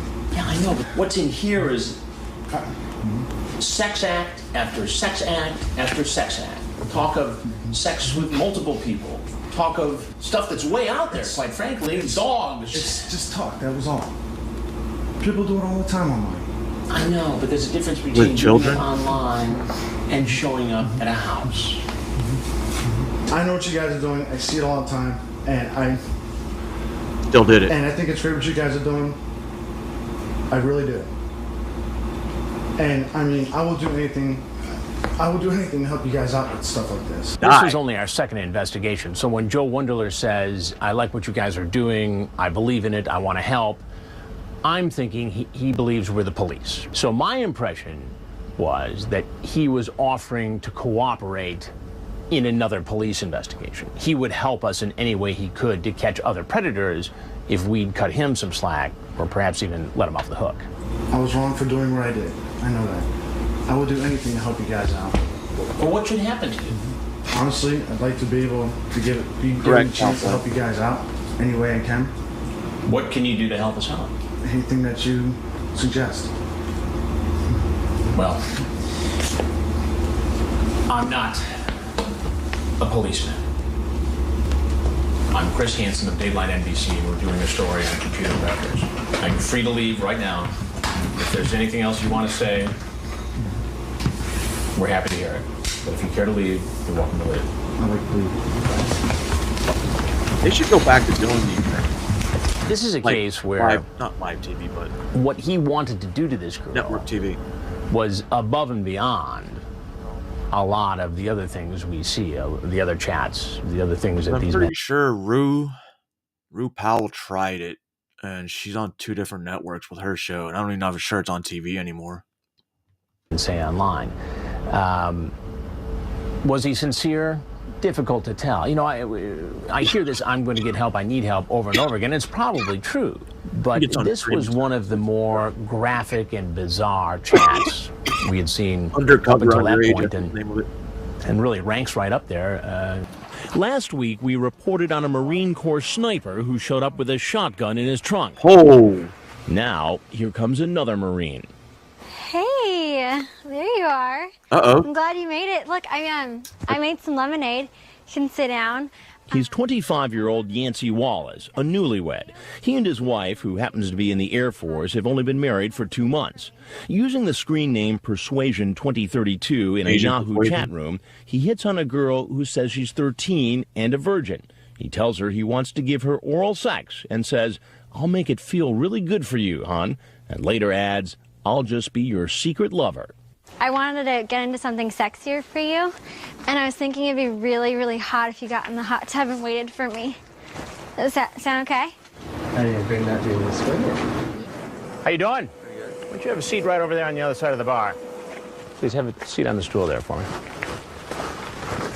What are you up to? It looks like a lot of trouble. A lot of trouble. How so? Because I'm stupid. Yeah. Because you're stupid. Yes, sir. Why are you stupid? Because of what I was doing. What were you doing? Being dumb. Being dumb. He says that he's in the Marine Corps Infantry. Were you over in Iraq? Yes, sir. Tough duty? Yes, sir. What's your assignment now? Looks like jail. Jail. Now, what's a guy who serves his country so bravely doing getting himself in a situation like this? I wasn't thinking. Shit. But here's the thing. Here's the kicker to this whole thing, Yancey, is that in the conversation you say this: "I just hope this isn't all too good to be true, hee." I think the same thing, she says. Like you're not going to come or something. I am. Hee. I watched Dateline the other night about guys going to meet a younger girl and they all went to jail. Oh, wow. And you look at me. And look at you. Yes, sir. So you've seen the show? Yes, sir. What'd you think about the show when you saw it? I don't know why I'm here. I mean, don't you think that would have been a little That's like watching Predator Poachers and getting caught by Alex. bit of a warning? Yes, sir. Just relax once, sir. I don't want to do this. I didn't think it was for real. I just thought it was all a game online. All a game. Well, what do you think should happen to you, Yancey? I could say lesson learned, be on my way. No. I could say kick me in the ass. But I'm in so much trouble anyways, doesn't matter. What do you think would have happened had there been a 13-year-old girl here and the two of you were alone? Nothing. I was too scared. Well, you know what happens next. Yes, sir. I'll go to jail. I'm Chris Hansen with Dateline NBC, and as obviously you suspected, we're doing a story on adults meeting what are you doing? Teens on the internet. Yes, sir. Is there anything else you'd like to tell us? Yes, sir. As he makes his way out of the backyard, he knows his time left as a free man is extremely short. Police department, come on out. Keep walking now. After he's booked and photographed, he's read his rights and agrees to talk to police. Why did you come if he wasn't to have sex with a 13-year-old girl? Just think I was being naive. I didn't think it would actually happen. I just ruined my entire life over something I knew was wrong. There's no explanation. There's no excuses. Everything I've worked for up until now and here on out is destroyed because you wanted to have sex with a 13-year-old girl. Because I didn't use my head. Welcome back to our 6th investigation into online sex predators. This time we're in Harris County, a rural part of Georgia. And sad to say, among the surprises at the door are 3 military men, one formerly in the Air Force and 2 others who recently served in Iraq. Now they're under arrest and in the interrogation room with police. Again, Chris Hansen. There he is. He's coming in. Whether near a big city or a rural area like Harris County, Georgia, lines of potential predators find their way to where I went to get my rescue dog. He's downstairs. Our undercover houses. Meet 24-year-old Brian Lindsay, here because he was invited by a girl who said online she was 15. I gotta throw my clothes in the wash, okay? I made you some tea, though. Using the screen name BLindsay01, he describes how he wants to give the girl oral sex. He says, "I can't control my horny level." Then he says, "I want to blank your brains out. I can't help it." Now he's driven 2.5 hours to meet her. Have some tea if you want some. Oh, sweet that tea, means is he was that okay? over in Warner Robins. Yeah, I already drank some on the way. Did you find the place okay? Yes, sir. Why don't you have a seat right over there, please? What are you up to tonight? Just driving around. Just driving around? Yes, sir. And why is he just driving around? He says he's been away from Georgia for 2 years while serving in the United States Air Force, and he wanted to learn his way around again. How is that lesson going for you Only tonight 2 so years? far? Not too good. Then he comes up with a completely different. I get there are 2-year tours or 2-year contracts, but it's rare. And judging by what he's doing, he definitely didn't get out on good terms. Different excuse. What made you drive into this driveway and walk into this house? I'm just asking for directions, like... Oh, so you're lost? Yes, sir. But he drops that story as soon as I read to him from his chat log. I take it you're a virgin. No, sir. Not you. I'm reading from the conversation between you and Natasha. You say to her, I take it you're a virgin. She says, no, but I'm no hoe. You talk about oral sex in great detail. How you like to do it. Honestly, my intention was not to do anything like that because, hey, I know it's jailbait. Jailbait. 24-year-old with a 15-year-old, that's jailbait. However, I do believe you can be friends with a 15-year-old and maybe go out and go bowling or something like that. But that's not what you talk about here. You don't talk about going out bowling or just hanging out or mentoring this 15-year-old girl. You talk about having sex with her in great detail. I will get on there and I will speak inappropriate. Sometimes people will just talk about that.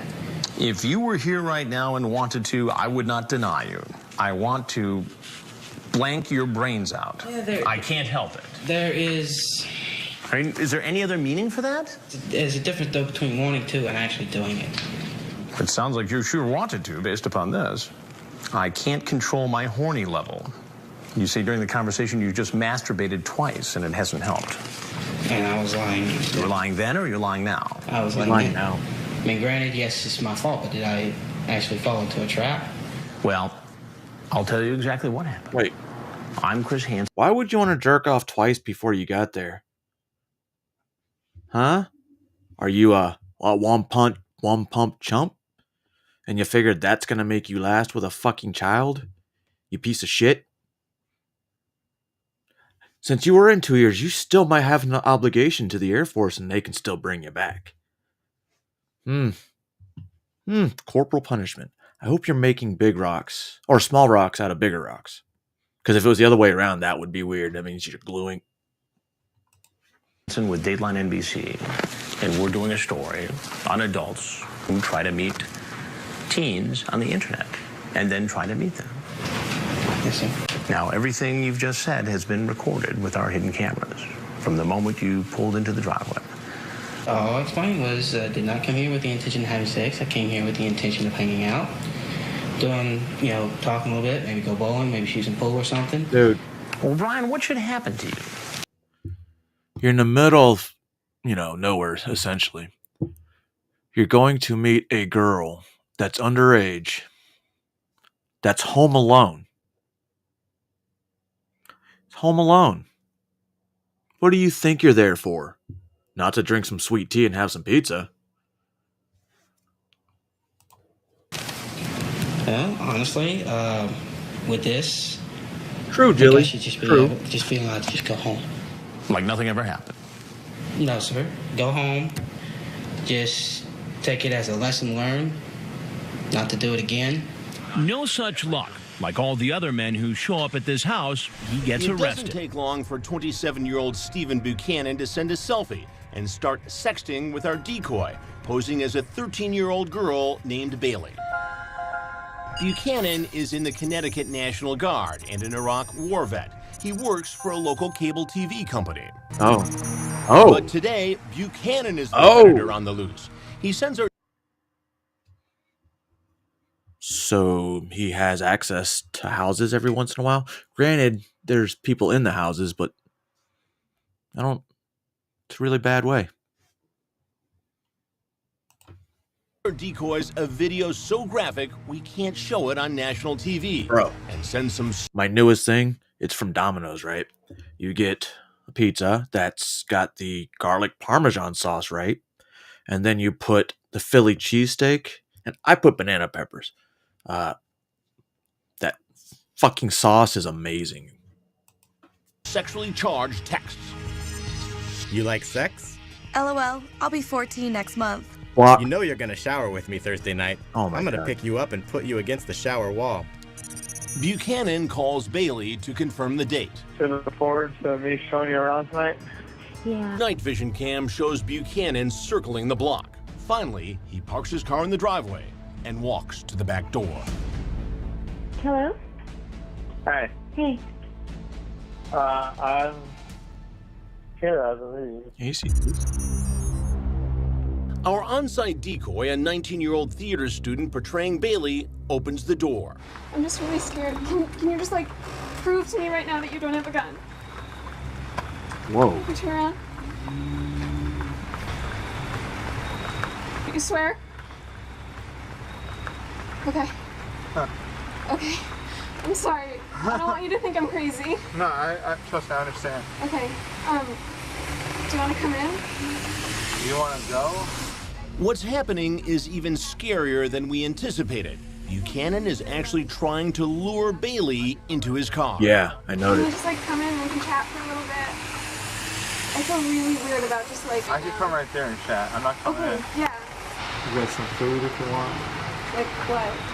I don't know, what do you like? I don't know, I just ate not that long ago. I'm not like that hungry. You want me to show you around?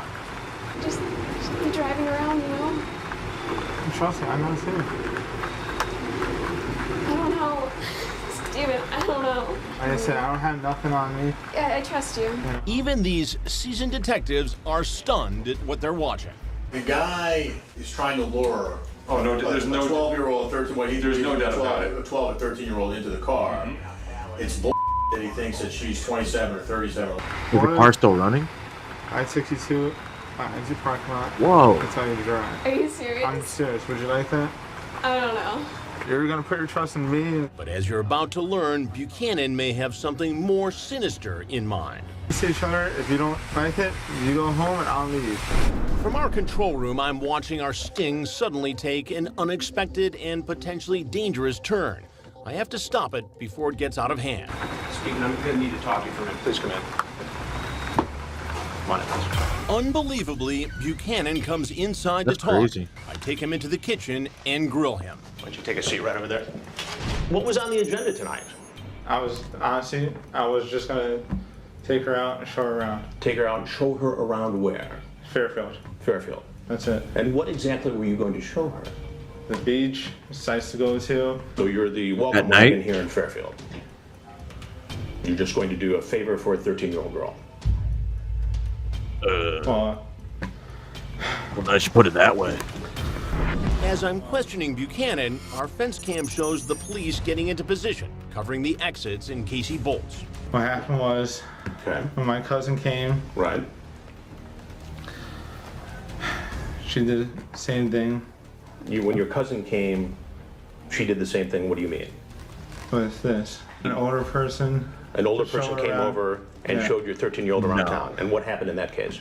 She got assaulted. She got assaulted. Wait, did you And assault your cousin? I was in the army.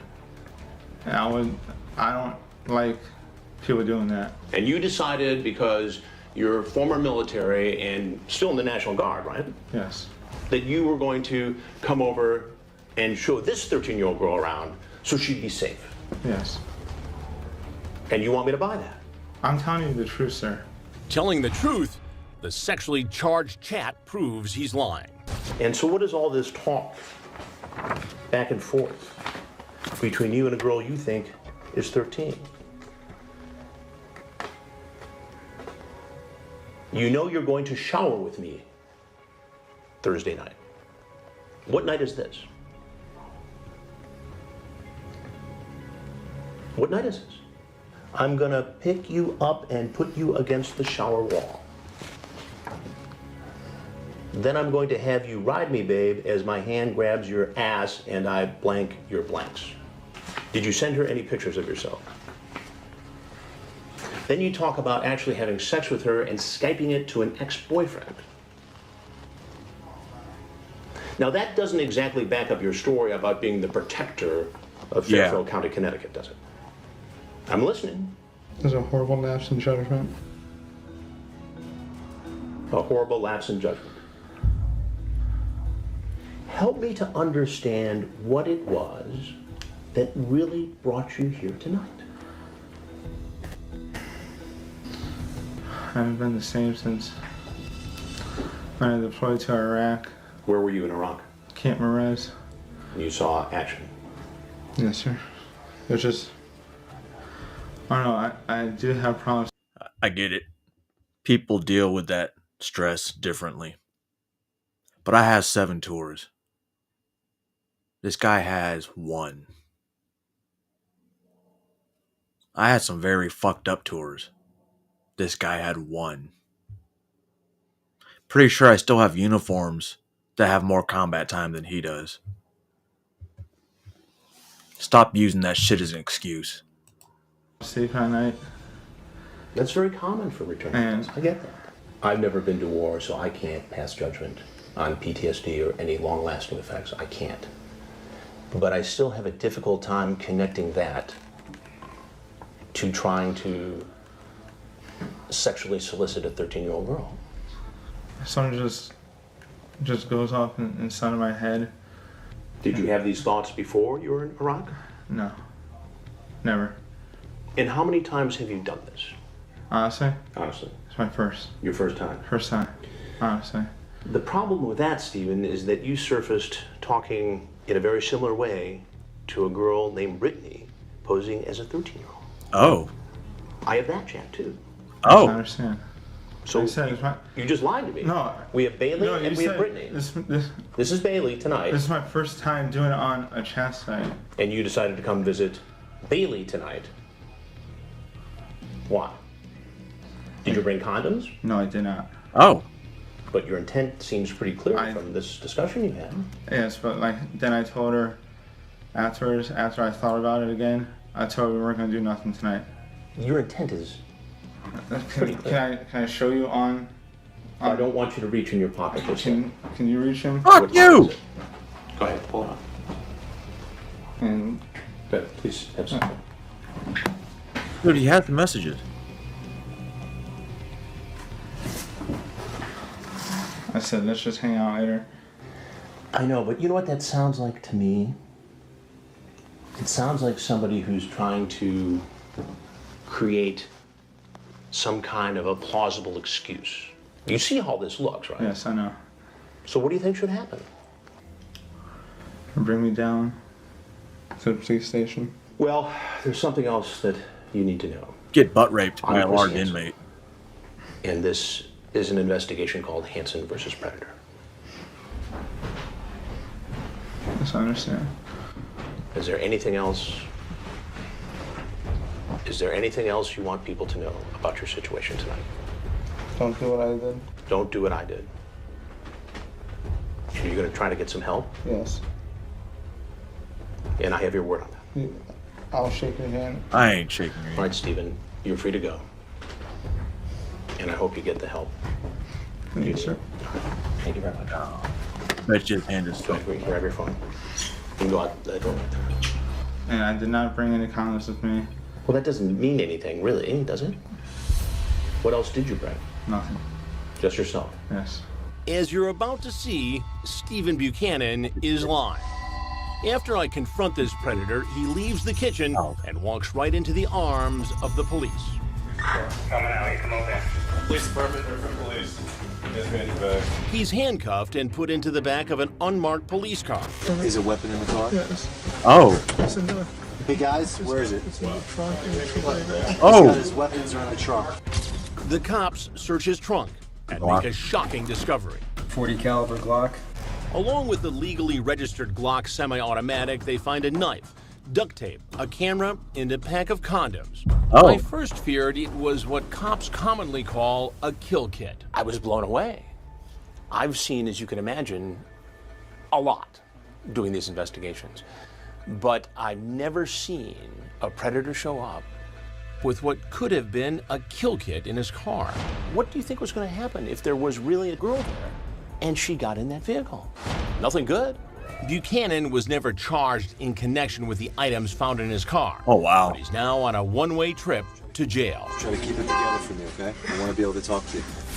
Our dash cam shows him sobbing all the way to the station. It ain't gonna help. The car pulls into police headquarters. All right, Steven, try to keep it together. Buchanan, his face still soaked from his tears, isn't going to see daylight for a very long time. Take a seat. Crime Watch Daily was given rare access so you can see the booking process up close. You have the right to not say anything about this offense or charges and may remain silent. Anything you say or statements you make may be used against you. Buchanan, still bawling, uses a roll of toilet paper to wipe his eyes. Steve, why don't you stand up? See where those footprints are? This time, instead of selfies, Buchanan is posing for a mugshot. Holy shit, he looks retarded. And suddenly decides to confess. Steve, I'd like to talk to you some more. I'd like to do it upstairs. Buchanan waives his right to remain silent, agreeing to talk to detectives. He's hauled into the interrogation room where he makes a startling admission. What is it that is so enticing to you about wanting to be this friendly with someone who is this age? You know, I mean, she did make it clear, and you were aware that she was, 13 years old. Hope they got him for attempted kidnapping. And you believe that, right? Yes, sir. Something just flipped and switched in my brain, and I never thought about, the consequences.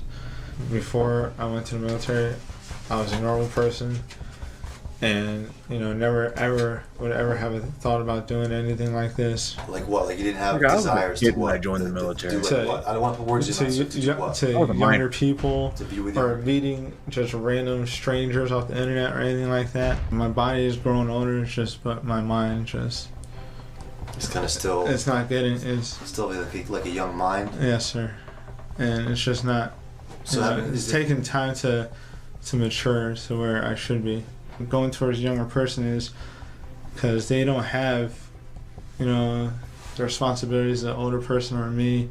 They have a lot of free time, so it's just like where I could be with them, and I could, hanging out and just being able to talk and whatnot, and in person and everything.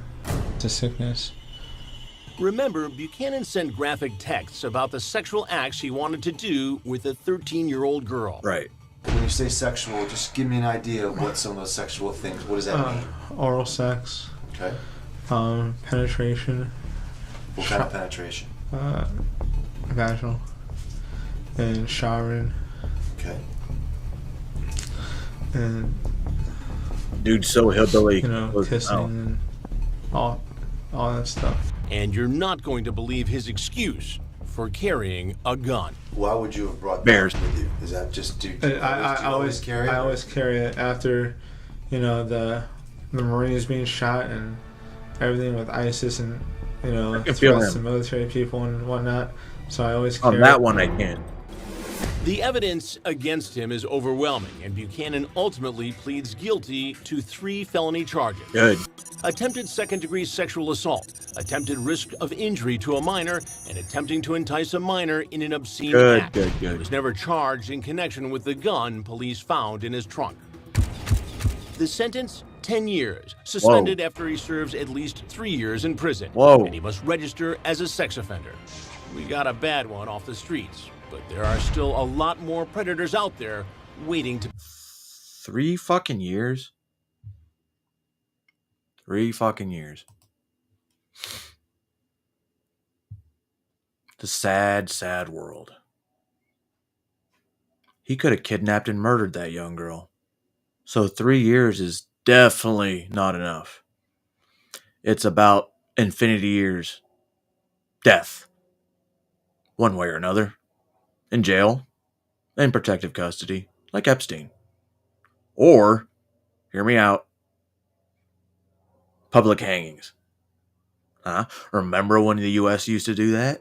Right? But I think they don't want the optics, because what happens if the person, that child, wants to mess with kids is black? They don't want those optics. I get it. So for everybody else, everyone else, they get hanging.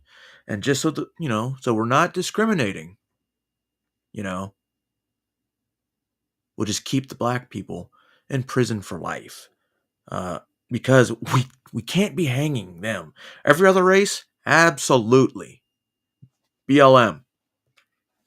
Anyway, I don't give a fuck what color you are. Fuck with a kid, especially if you're a veteran, firing squad. And by squad, I mean just me. I'll do it for free. You guys pay for the ammo, I'll do it for free. See, Jilly? That's why they go after the young ones. It's fucking retarded. I don't know. They're talking about, their brain wasn't fully developed, blah this, blah, blah, blah that. I joined the Army at 17 years old. By the time I was 25, I'm pretty sure I already had 2 deployments in. My brain wasn't fully developed. And it became a fighting machine. And now, just like they don't want us, don't trust the government. Sounds like Vietnam, right? Anyway. Oh, hey, Niger. Oh, Iger, good to see you. But anyway, ladies and gentlemen, boys and girls and children of all ages, I have a pretty good migraine right now. But I stayed for the entire show. Didn't want to do it. But sometimes I like to put information out that's not drama or talking about, never mind. I'm a little behind in the community because I hear like stupid shit and it's in the background. I don't pay attention to it. Every once in a while, my ear perks up. I may leave a comment. Obviously, if Jilly leaves a comment, I'm going to have to say, hey, what's up? Just kidding. But anyway, it's Friday, guys. Honestly, I didn't know it was Friday until yesterday. I definitely thought yesterday was Wednesday. And Wednesday, I thought it was Tuesday. It's whatever. I'm not telling y'all how to think, except for this. If you would like to know how to think on this specific subject, kill them all. I'm just telling y'all to think. So that being said, hope you guys have an outstanding weekend. It is the weekend, so I'm about 50-50 on going live. So if I don't, I shall see you Monday. Iger, more power to you, brother. Y'all have a good day.